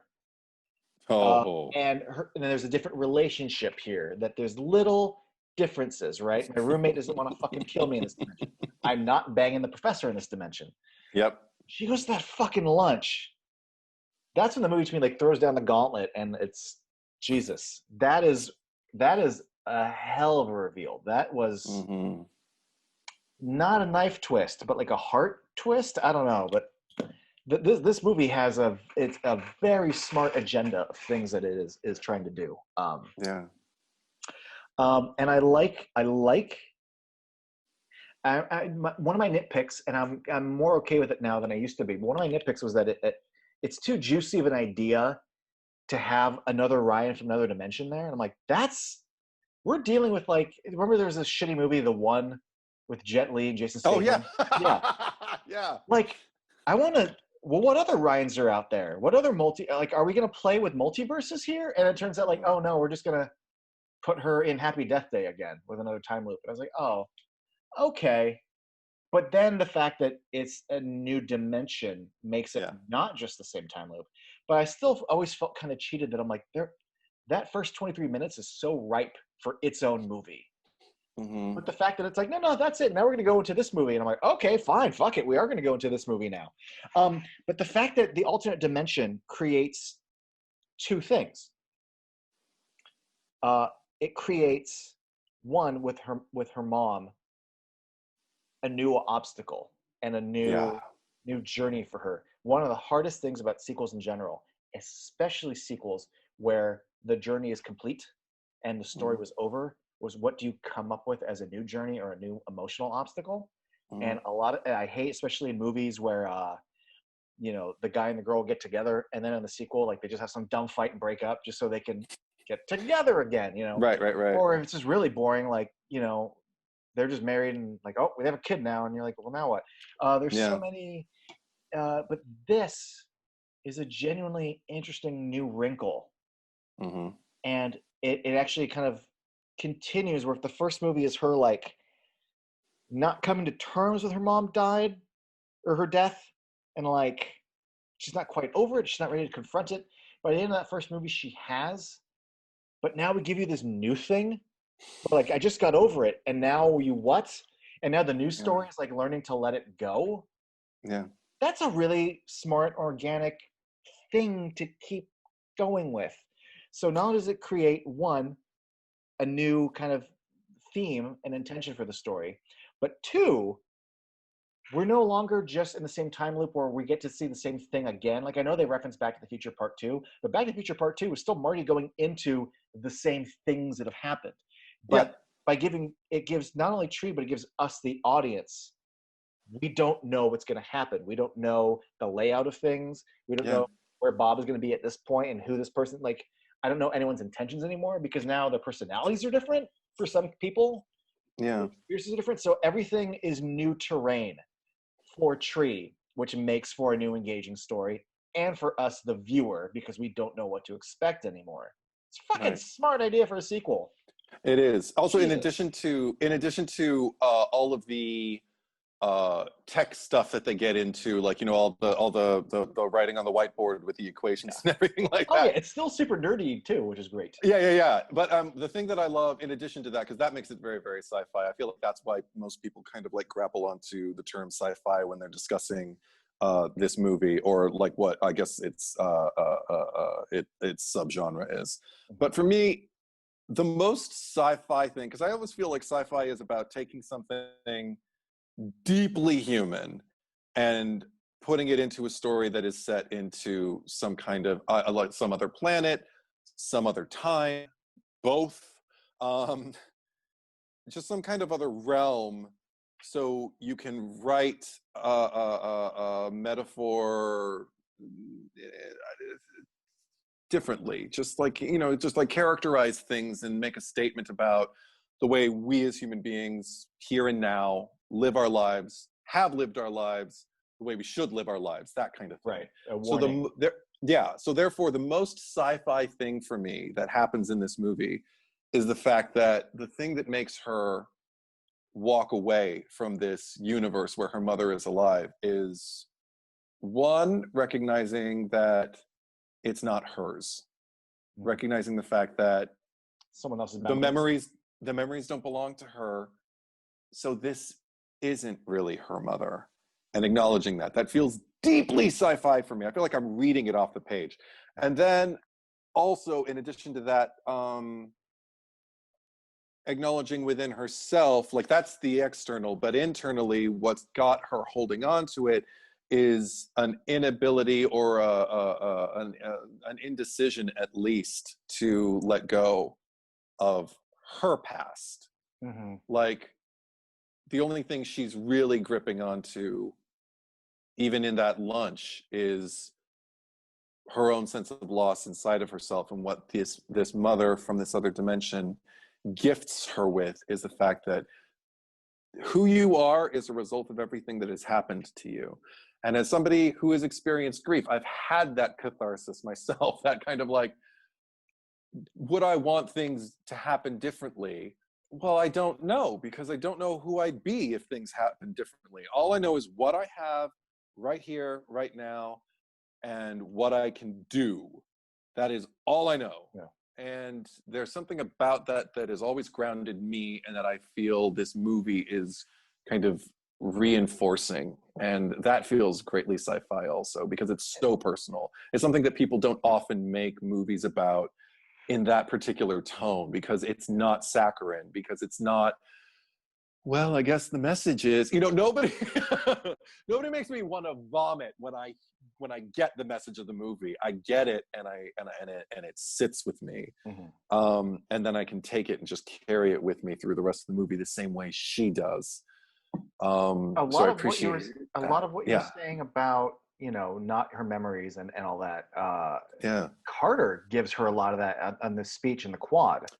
Yeah. And it's interesting because it really makes me like Carter in that moment, because a lot of what he's saying is true and his intentions are all correct.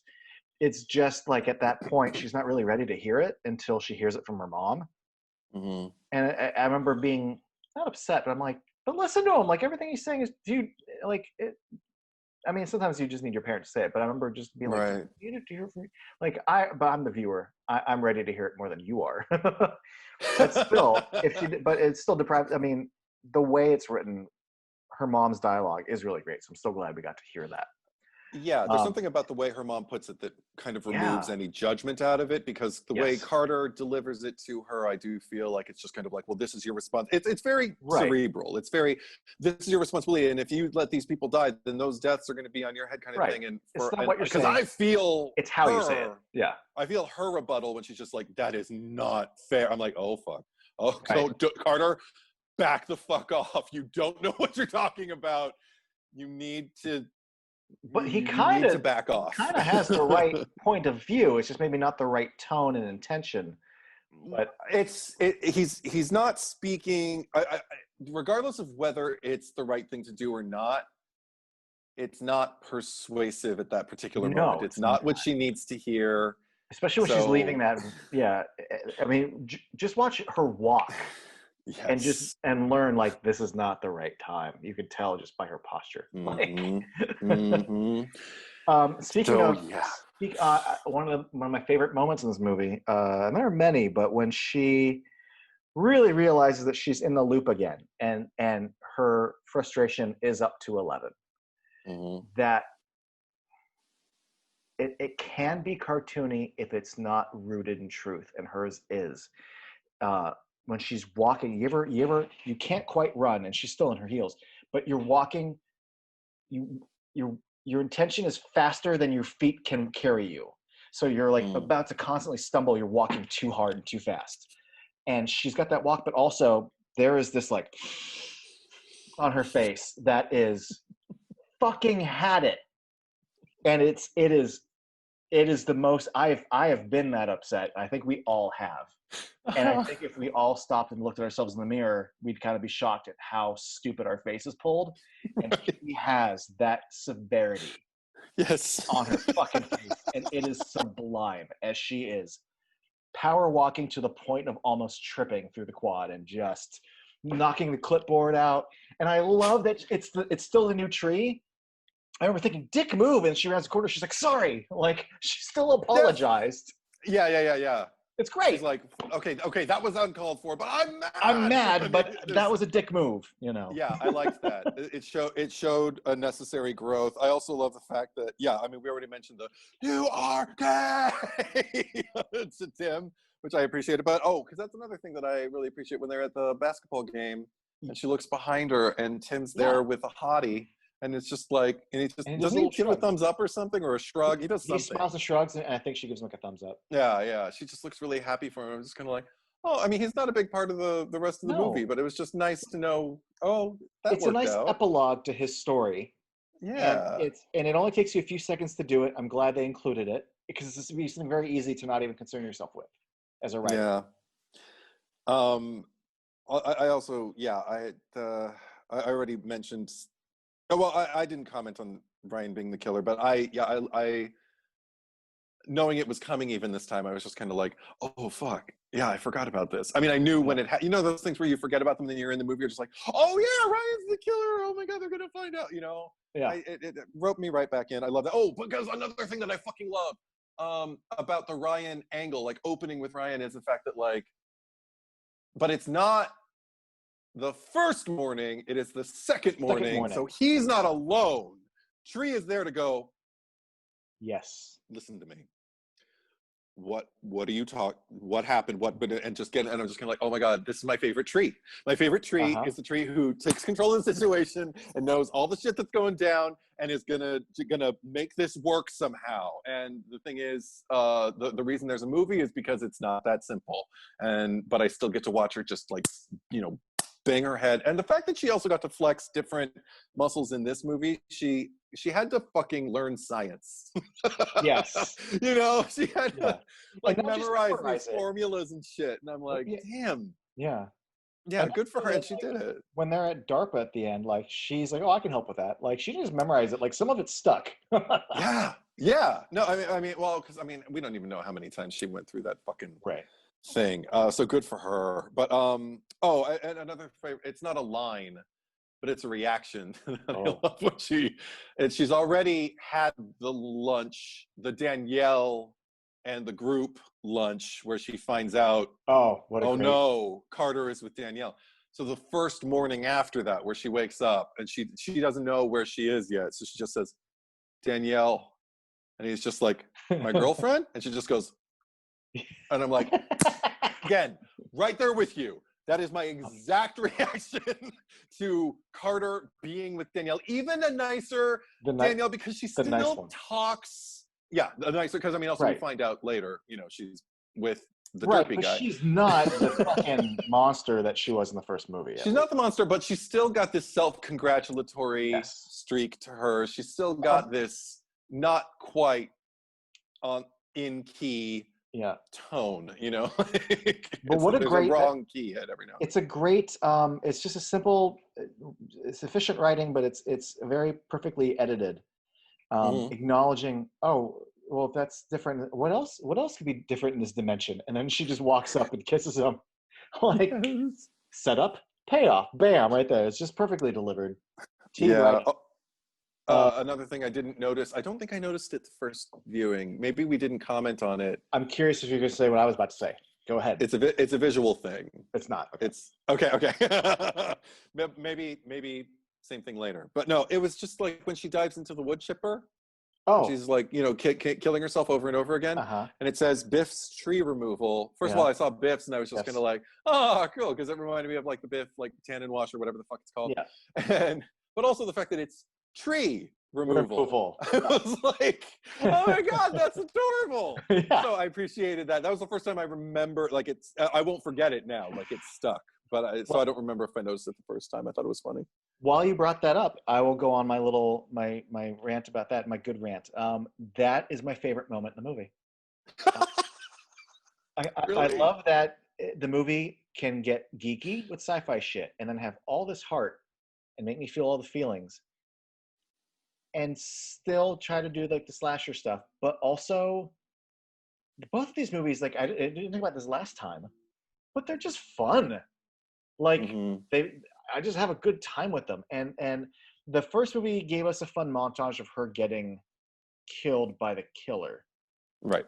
This movie ups the ante when she decides to take her death into her own hands and not be killed by a killer every day. Which it's funny because even when I watch it, I'm like, yeah, but Ryan doesn't. I mean, not Ryan, but the professor doesn't want to kill you in this universe. Like the only reason you got killed is because you went to the hospital that one night. He doesn't give a fuck about you. But still, so you're killing yourself for nothing. But still, that montage to me is a fucking gas. And my favorite of all the kills is that one. Because one, it's just so gross of an idea. But I love that Yes. she's like dressed like a little runner. And I love that she's just like her fucking teeth. It's it's not quite Glee either. It's just like, "Ugh!" And I could watch a loop of just like if I was sad. I have my little playlist on YouTube of like things that make me laugh when I'm sad or something. I'll watch something like a kid get hit in the nuts. So I'll go, ha, ha, ha. If I just watch a loop of her like, "Ugh!"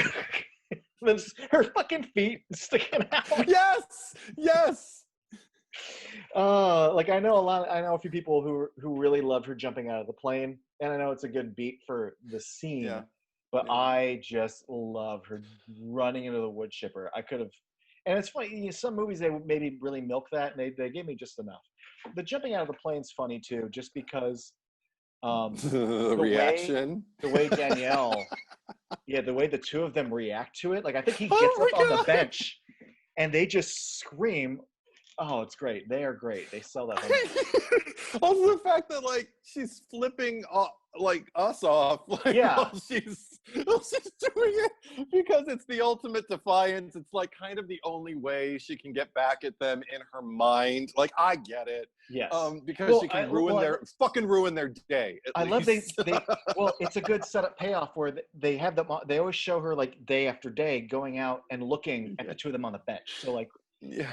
built that that's the moment. Yes. Do it 2 or 3 times.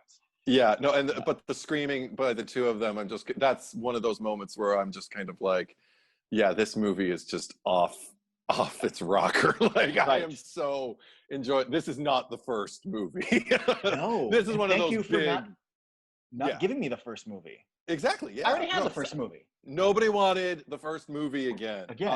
This is how you do it. You let the first movie be the first movie, and then you go Gremlins 2 with this one. Sure. The only complaint that I have. Okay, I have like a minor nitpick. Mine is not minor. Because mine completely pulls me out. Luckily, something pulls me right back in. Okay, it's not that major, but it's the fucking full beret. Oh God, Amelie Le Pew. You mentioned Bayside earlier, which is interesting because I told you after the first viewing, and it happened all over again. I was like, this is straight out of a Saved by the Bell episode, like sketch comedy level. It is like out of a different movie. It is out of an early 2000s post American Pie kind of comedy romp. Like so slapstick that I get pulled out. It's like Saving Silverman or something. Well, because this is the thing. Like Jessica R. Tree is pretty broad, but I'm always connected to it, and that's the thing is I'm always with it. And even maybe it was a mistake to have Danielle do it, maybe, but then again, I could see a world where that would work. I think it was lingered on way too long. And I feel like we completely lose the movie. Like everything else about the movie, I'm there, I'm with you. Doesn't even mean it's even in its quiet moments, I'm there, you know?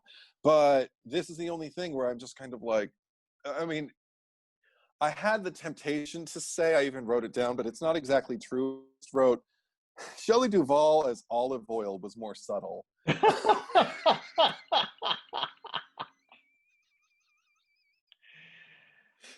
I mean, not true, but it feels true when you're sitting through it because it's the only moment in the entire movie that I'm Yes. waiting to end. Yes, me too.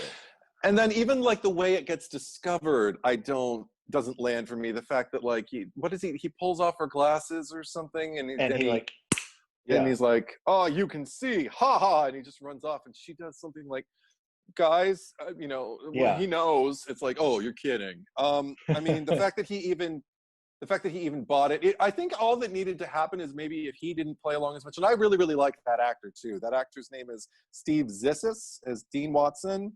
He was in Togetherness, which I love. He's in Baghead, which you'll see someday. mm-hmm. He's a Duplass Brothers, Okay. stable actor. Cool. Super good in everything that I've seen him in. And this is the only time I've ever watched him where I'm just kind of like, somebody should have said something. Christopher Landon should have like dipped in and said, guys, okay. Or just edited it. Like, we're not going to use everything. But I think he just loved them both so much that maybe he kept, there's a lot. And the curtain and then this and I'm under and then I whack him in the knee. Like, there is no world, no matter how broad, where that kind of behavior is going to be entertaining and going to be entertained by the participant who's just like, excuse me. I mean, at some point, it's just going to be like, okay, you're not blind and you're not French. What? I mean, even the fact that he just, oh, you must be one of those exchange students. I'm like, no, she's not. She's not. So it feels like it just became a different movie for like 5 minutes. But what won me back, and luckily, it's a tree moment where she takes the gun and puts it to the back of the head of the police officer, played by Jimmy Gonzalez, while he's peeing. And it's because it's supposed to be this big dramatic moment when you put a gun to somebody's head when he's peeing. And I don't even remember the line, but she's just kind of like, probably not the best time to pull a gun on you, huh? And he's just sitting there just peeing. To the point where it takes so long that she's just like, really? Well, so he wasn't already peeing, he'd be scared and peeing now. So like, yes. But then it just keeps going. It's like, oh dear, what did you do? She doesn't ask him that, but everything in her demeanor, perfect. And I'm just like, okay, I'm back in the movie. That's good comedy. And even some of the a little more broader stuff at least is rooted, like shortly after that, when they are turning on the device and the dean and the two security guards are fighting to get there, and the curly haired girl is like holding onto his leg. Yeah, it's funny and a little broad, but also like that dude's huge and she's not, and like last ditch, like I'm trying to stop him, and every second matters. Like I buy it, even if she like bit his leg, I'm like, I'd buy it. What are your resources right now? You're fucking. And he's being a major dick. Like, I mean, if he's a major dick, then you got to get your thing done. You're going to do what you have to. That all made sense to me. That I was all on board. I'm with you. That French scene, I never look forward to it. I always go. Like, please no more of this in Freaky Death Day to You. If we have it, if we get it. Yeah, but, I wonder how much of that came from, like, did a different unit just shoot all that, and or was it like Chris Landon and that actress, like, really bought it, and he, maybe she's been funny and like, let's give her a moment, and then it was just a misguided moment. I don't know, but and my only other, I mean, I'm sure there's plenty of other little nitpicks, like, but like the one little nitpick I have is when she's doing we just talked about it, falling from the airplane. Oh yeah. She's flipping us off, and I'm like, no, you should be flipping them off. Why are you flipping? If you're aiming for them, forget the camera's even there. If you're aiming for them, why would you flip away from them? This doesn't make any sense. So we can see, because if we see her from the back, but again, it's for us. It's for us to see, and it just feels like it's but it's still such a funny beat that I don't hold it against it. I consider it a nitpick and not a problem. Right. No, and I can even recognize if anybody's a champion of that particular sequence I just discussed. I respect the setup. Ever since Clerks 2, I love jokes about people confusing Anne Frank with Helen Keller. Oh, I was like, is this a Clerks 2 reference? This is a Clerks 2 reference, right? I don't know. I mean, I don't know, because it's not specific enough that I'm just gonna like Clerks 2. I see you, but it does make me think about that moment, certainly, because Yeah. Clerks 2 got there first, and I think I prefer it in Clerks 2, but Yeah. but it makes me laugh. Well, It makes me chuckle. I'm just kind of like, oh, that's funny. Randall goes on more and more about it in Clerks too. Yeah. And even in his final speech, just like, Yeah. and even Anne Frank could see that. Oh God, so good. I also really like the little team that they have, the I little was just scientist about to team. say, I like the new kids. Yeah, First of all, I like that Suraj. they give Ryan more to chew on, Yes, definitely, and he and handles it I great. think he handles, especially when they're all talking about how this isn't really our thing, and then he's kind of off by himself, Hmm. and then he kind of the camera, he gets his own little close up, and he's like, no, like we need to fucking do this. I'm like, yeah, Ryan. Yeah. That actor's either Fee or Phi Vu. I'm guessing Phi Vu, but I could be wrong. As Ryan, I like Suraj Sharma as Samar, Mm-hmm. because I didn't recognize him, but because I was looking at him, I was just like, first of all, handsome, but also just like, what do I know you from? Like, yeah, but I haven't seen him be goofy in anything, because I realized what I saw him in. He's Pi in Life Yeah, of Pi. I was yeah. just like, because I haven't seen since the theater, because that one's too painful. That one, I talk haven't seen about it a since world of theater pain. either, but that was a journey. Jesus. Oh God, but so good, so good. Big fan. And also Sarah Yarkin is her name, as Andrea, the little girl holding on to the leg. Even when she They're doesn't so, have lines and they're at the yeah, table, like her, just like her little reactions. yes, Yeah, and especially when I forget the character's name, but Pi, it's yeah. Samar. Samar, Yeah, hey, I Samar. remember this, Samar. Haha. um, Hey, he'll say some really dumb shit, and she'll be like the one calling him out on it. yeah. Kind of Oh, he's reminds good me a at little being bit dumb. of me and your sister when I was younger, or not that When you, younger, I was just gonna say, when you were younger. or like last week. I was just thinking, total tangent. I was just thinking a few days ago about, I think we caught up with you when like maybe you were 19, I was 20, and you hadn't seen you in a while. Maybe I had just come back from school or something. I just remember you started, you know, jerking off. Not jerking off, but just like being crazy. Yeah, just being Yes. being Okay. crazy, just being you. uh and uh and we started laughing and everything, and you just kind of went, damn it. And I was like, what? You're like, I haven't been like this in a while. I actually grown. I've actually matured a great deal. And I get around you guys and it's just get like the derpy 12-year-old. And it's like, okay. I don't know, I just thought about that. It doesn't pertain to anything that we're talking about, but I just thought about it. I wanted to share it with you, because the holidays, I don't even remember that, but now I vaguely recall it now. But yes, the new Yes. kids are great. Yes. I think they work as a unit. Mhm. I love when they get the equation right and Mhm. they all start jumping and they're cheering, and then Samar goes, "Why are you so excited? We just met her." Yeah, we barely know this girl. Yeah, and then even that the caller ID is a crazy white Crazy girl. white girl. Isn't that? Yeah. Yeah, I love that. I was just kind of like, okay, cool. Yeah, let's push more people of color like into the foreground, please. Yes, it was nice. And they It all was. delivered. It was great. And also, I appreciate it's a little thing, um, but the fact that in this new universe where Carter has a girlfriend, the fact that Ryan still walks into the room going, "Hey, did you get that fine vagina?" And the fact Yes. that Tree calls him out on it, Uh-huh.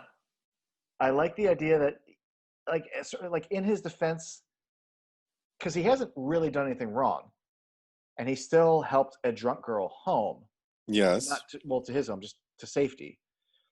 To me, it says almost more about Ryan, that like, yeah, like my boy's got a girlfriend, but like I think he took a girl home tonight. Like he's gonna be a dirtbag. Like also I don't think Ryan's truly like that. I think he's full of shit. Like he's a poser. Right. But to me, that says more about Ryan seeing Carter take a girl home than it does about Carter taking a girl home. I'm so glad you brought this up, because I have something I want to address. Okay. Because I'm really fond of that moment where she kind of looks Carter up and down Mm-hmm. and just goes, have a girlfriend, or whatever she says, just like, but basically, have a girlfriend. And yet I'm in your room. You're not as innocent as you pretend to be, are you? And everything. And for the first time, I was just kind of like, I think I know what she means. Because again, the rest of the movie, he doesn't know, as far as we can tell, that Danielle is cheating on him. Right. For God knows how long. She probably Why didn't always he been take cheating on him. her to her sorority house? No, but not even that. Okay. Even as caught up as he gets, whatever day it happens to be, whenever he's not on that bench with Danielle, you know, he is just as into Tree's business in this universe as he was in the other one. Yeah. And in the other one, he was unattached, and it all felt, you know, above board, and like, okay, cool, stand-up guy, got it. In this world, it's just like, yeah, but you do have a girlfriend. Like, how would she feel the way you're talking to her, even about the responsibility talk that he has with her and everything? It's like, you want to be more involved in her life than you are, because that's how you're talking to her. Right. You're talking to her like his complication in this universe compared to the other universe. And he asks her at one point, I don't even remember when it is, toward the end, I think, though, just like, he asks her something about, like, how does he put it? Like, do we know each other, or are we friends or something? He doesn't say, are we together, but he asks, like, do we know each other? Yeah. Yeah, exactly. And she's just like, yeah, we do. And he's just, and the way he smiles, I'm like, you know what you were asking, and you know what she just answered. Yeah. So, while not lecherous or even duplicitous, not as innocent as he seems.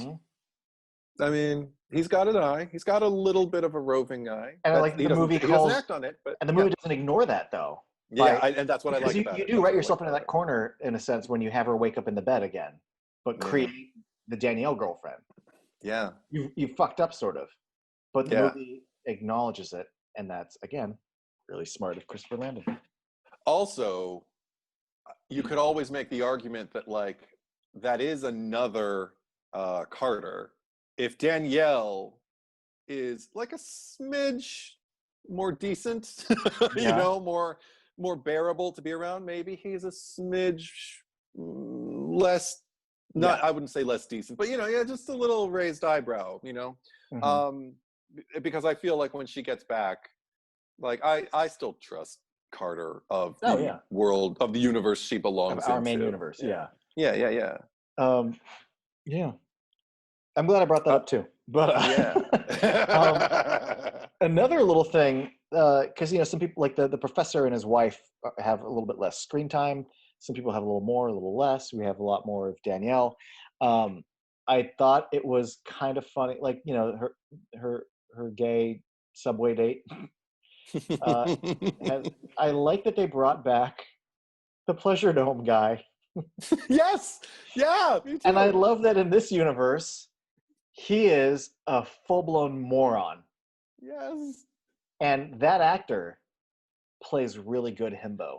He showed up for a day, probably filmed for just like maybe, you know, an hour and a half.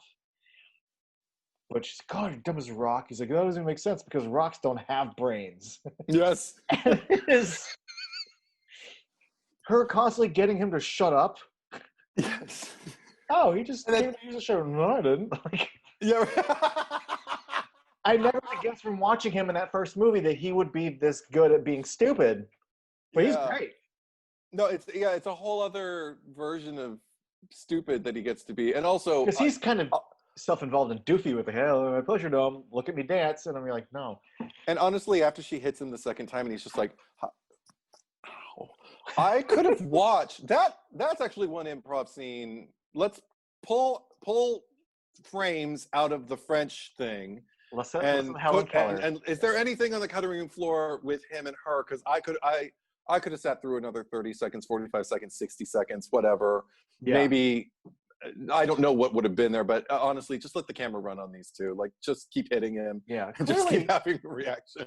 Clearly, Danielle, I don't know the actress's name, but she has skill. She has timing. She has talent and energy and focus and presence. And so I won't hold that one scene against her.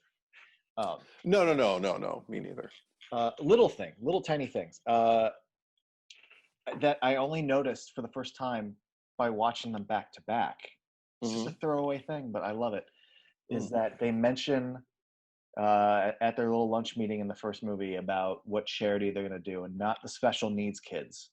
And I like that in the second movie, she's having lunch with, and she talks about, oh, well, we did the charity for the special needs kids. Oh, we're going to do that again this year. And I'm like, that's fun way to play with the universe. Where when I watched those movies initially 2 years apart, it's just a random line, special needs kid charity. No, but that's a great payoff. As far as telling you more about who she is. It also illustrates the fact that, like, oh, she's changed, but then they hug you too long. Yeah. Yeah, she makes that comment, and you're just like, you're still Danielle. You're still Danielle, yeah, but I mean, nicer. Yeah, she's on nicer. The surface. But you still could use a filter, a little more of a filter, maybe. Yes, and that's just part of who she is. The other thing I wish, this is the one that I wish they had done, but in the first movie, Ryan says, I don't want to sleep in my car another night because it smells like Hot Pockets. Right. They show the trash coming out of when he gets out of the car and all this trash comes out of his door. I just really wish there was a Hot Pocket in there. Oh, that would have been a neat. There's always pieces of trash, and I'm like, oh man, that could have been some product placement. Yeah, in a movie, in a series of movies, or a duo of movies now, rooted in, like, attention to detail. That would have been one nice little charming detail. I'll have to look for one on, like, his dashboard or something like that now. Oh, but I love the Tesla. Like, you don't get that watching it the first time, but then when you find out about their science thing, you're like, the Tesla bobblehead. Got it. Got it. That's another thing that I really liked, especially upon discovery of this movie the first time watching, and I felt it again this time, is we already talked about the supporting characters, like the little crew that were helping with the science of it and all. But one thing that I really like about them is that I want to watch them engage in more adventures. I want this to be a little Scooby Gang, and I just want them to, like, when they introduce, I was on board toward the end when they were bringing them, even though I didn't understand why Carter was there, but when they bring them all into like, the big facility, and they have the sissy. Yeah. And they're talking about it, and Tree's all like, I remember this, and blah, blah, blah, I can help. And I'm just kind of like, oh my God. And they're all in different clothes. Like, I'm already, I'm jazzed by that. So I'm just kind of like, oh my God. So they might keep going. Like, I remember at that point thinking, like, I would watch this series. Yes, so would I. And it's something I never wanted to be a series, but if this is what you can do with 2, let's do 3. In fact, absolutely. That's one of the bummers for me was that, 1 cost this much and it made this much. So they're like, well, now we're going to do 2. Looks like, it's got more sci-fi gack and some cool slow-mo effects. Her suicides are more inventive and costlier. So 2 costs like this much to make. And I think it only made back about, Sure. Did they lose money? No. But did they make a lot of money on it? No. Enough that they're like, we're not really interested, because Christopher Landon said he was interested in a 3. He has an idea for a 3. And he knows that 3, I can't believe he says, like, 3 is so weird and different and zany. And I'm like, but you made 2. Like, you're saying that about 3 compared to 2? Yeah. Can't wait to find out, because he's like, oh, it's so different than the other 2. I'm like, okay. Back to the Future Part 3. Yeah, so especially the way that movie ends. Sure. But very, very, within the first few months of its release, both Jason Blum and Christopher Landon talked about how, like, there's an idea for 3, but it's going to cost a lot to do, and we don't think it's going to be worth the investment based on how much 2 made. And I'm like, bummer, because the fact that he has a 3, that sucks. And then I'm happy because about a week ago, it was in the news again that how, like, they are. I mean, who knows if it changed, if it's less ambitious, or if it's the same story as before, and maybe Blu-ray sales or streaming have done well that they think it's worth it. But now, I'm not getting my hopes up, but there is discussions about doing a 3rd one again. And the title right now is Happy Death Day to Us. which at first I thought, only because I really like I like the idea of it's a bit punny and it might be a bit eye rolly, but we had Happy Death Day, Happy Death Day to you. How about Happy Death Day Tree?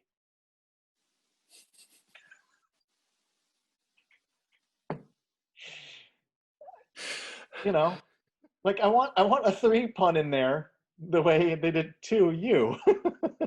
Happy Death Day Tree.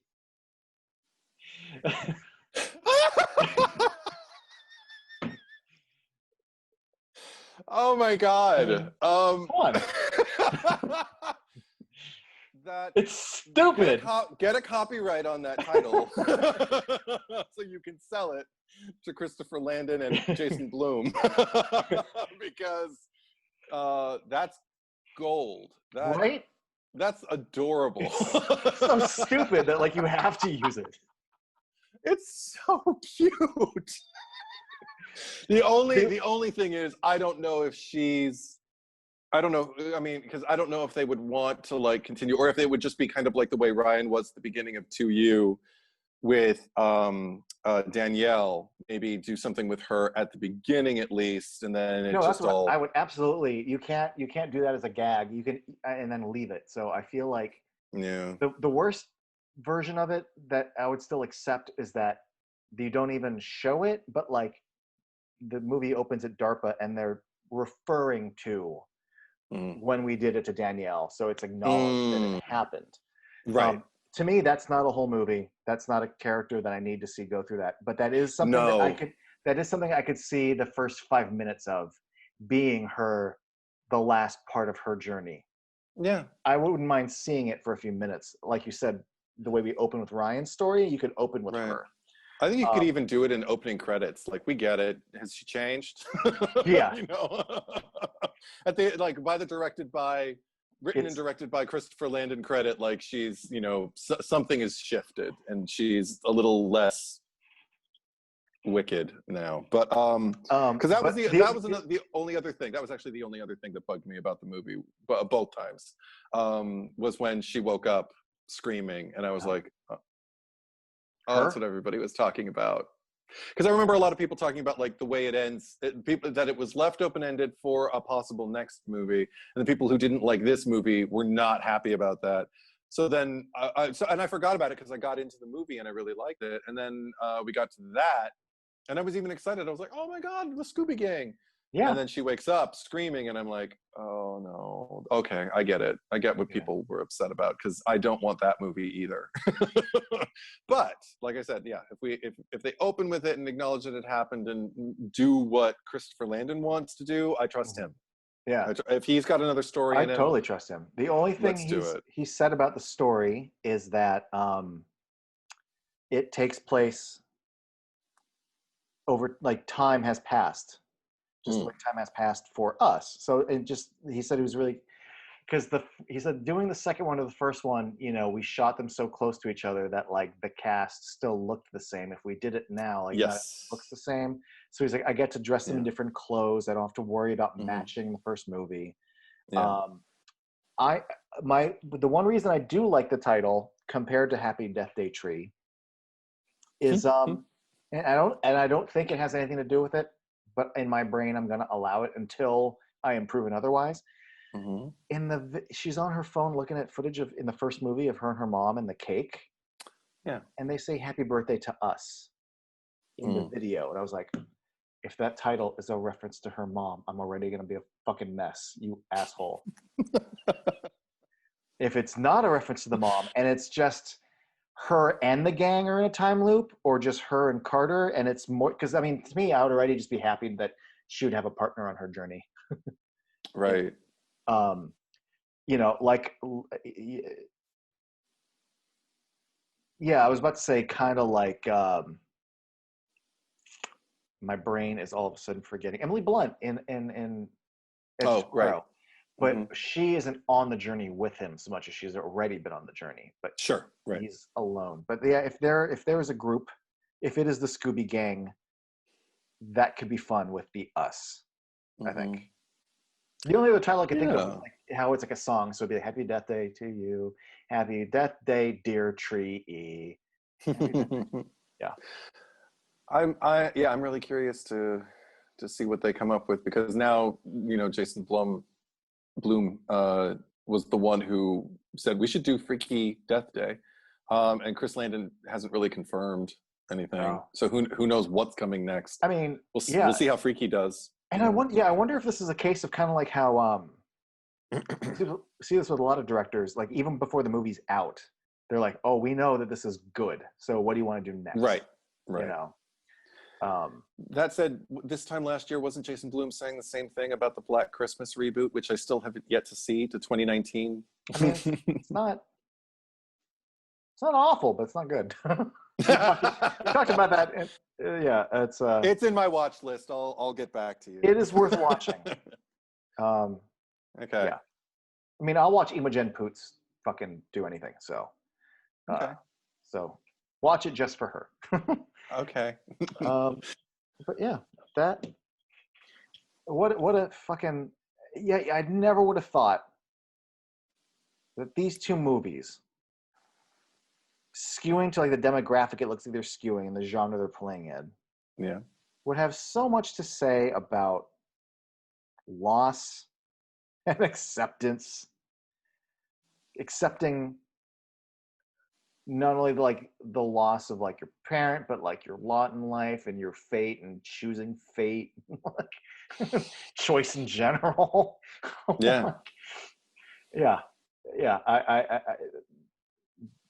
I don't think the people. Yeah, I don't know. I think people who kind of dismiss these just aren't ready to give them a chance for what they are instead of what they aren't, which is like, well, it's not such a gory slasher movie. Well, it's not supposed to be.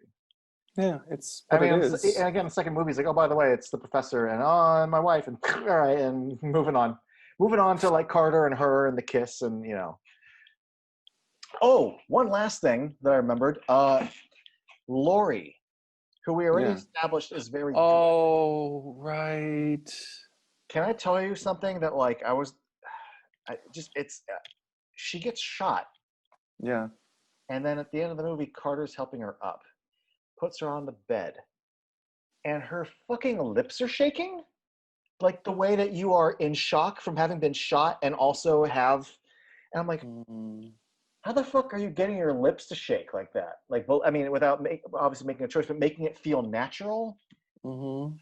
You see so many people get shot and they're like having their sad little speech with someone, but never do you see them performing like an involuntary shock reaction. Mm-hmm. But her lips are shaking. Mm-hmm. It's fucking great. Yeah. Everything about her, that actually, I'm glad you brought that up too, because I had forgotten. One of the things that I love about the way Tree interacts with her too in this alternate universe is once she kind of clears her, like, okay, you're not trying to kill me in this universe. Yes. She seems to adapt, and I like it. She seems to adapt really kind of quickly, because even though this is the same person, the same face and the same voice and everything that who betrayed her in the other universe, her second nature is to treat her like her friend. Right. So if she knows that she's not a threat to her, it's kind of a relief to, like sit back and just kind of like relax into that relationship, what you wish the relationship could be. And so I already liked that. And then the fact that she acknowledges it. And I don't even remember, again, I don't remember the exact line, but whatever it is that she says to her, like when she apologizes to her, and she's just like, what are you apologizing for? You saved my life. But she says something acknowledging kind of the loss, the loss that like, I'm not going to be able to, I mean, we hear it as, I'm not going to be here though. I'm not going to be able to be your friend. And I'm really sad that I'm going to a universe where you're not alive anymore, because you're fucking nuts in the other universe.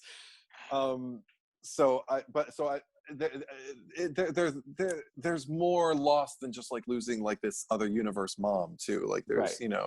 So I mean, and in that sense, she's not just trying to save her because she's some person in this universe, but like, an extra opportunity to kind of, I don't want to say redeem her, but like save her on a bigger level, Yeah, and kind of give her back, in a way, the relationship that she lost in her own universe. I That genuinely was pretty feel cool. bad when they're running around the I think it was the Oh God.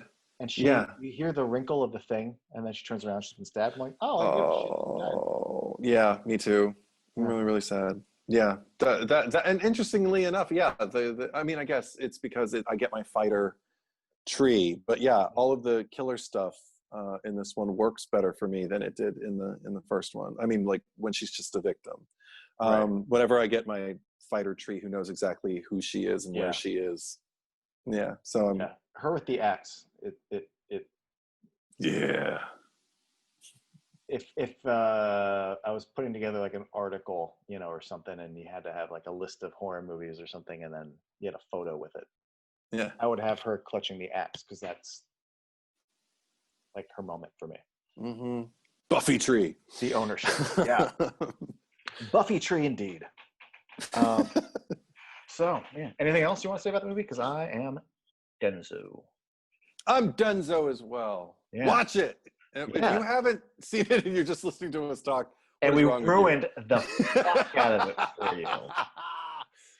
People do that. But some people, I have a friend, I'll say this, he loves spoilers. He loves knowing the entire story because then he can go and just see how they tell it.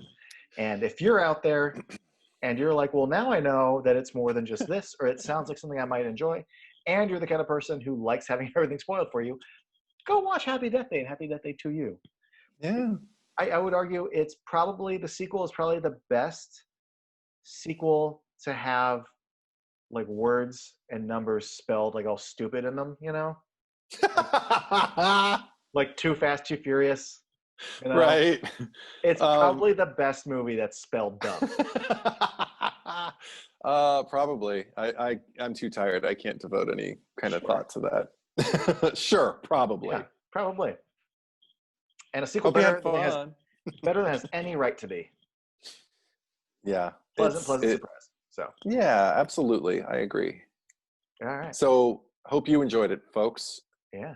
And us talking about it. Yeah. Until next time.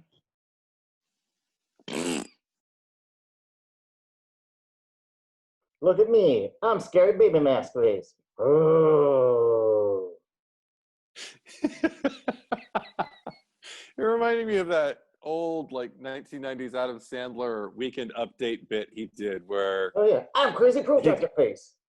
Yes! I got a damn newspaper for a face. Now give me some candy. Yeah, right. Hey, look at me. I'm crazy. I got a protector on a chin. Candy. Yeah, right.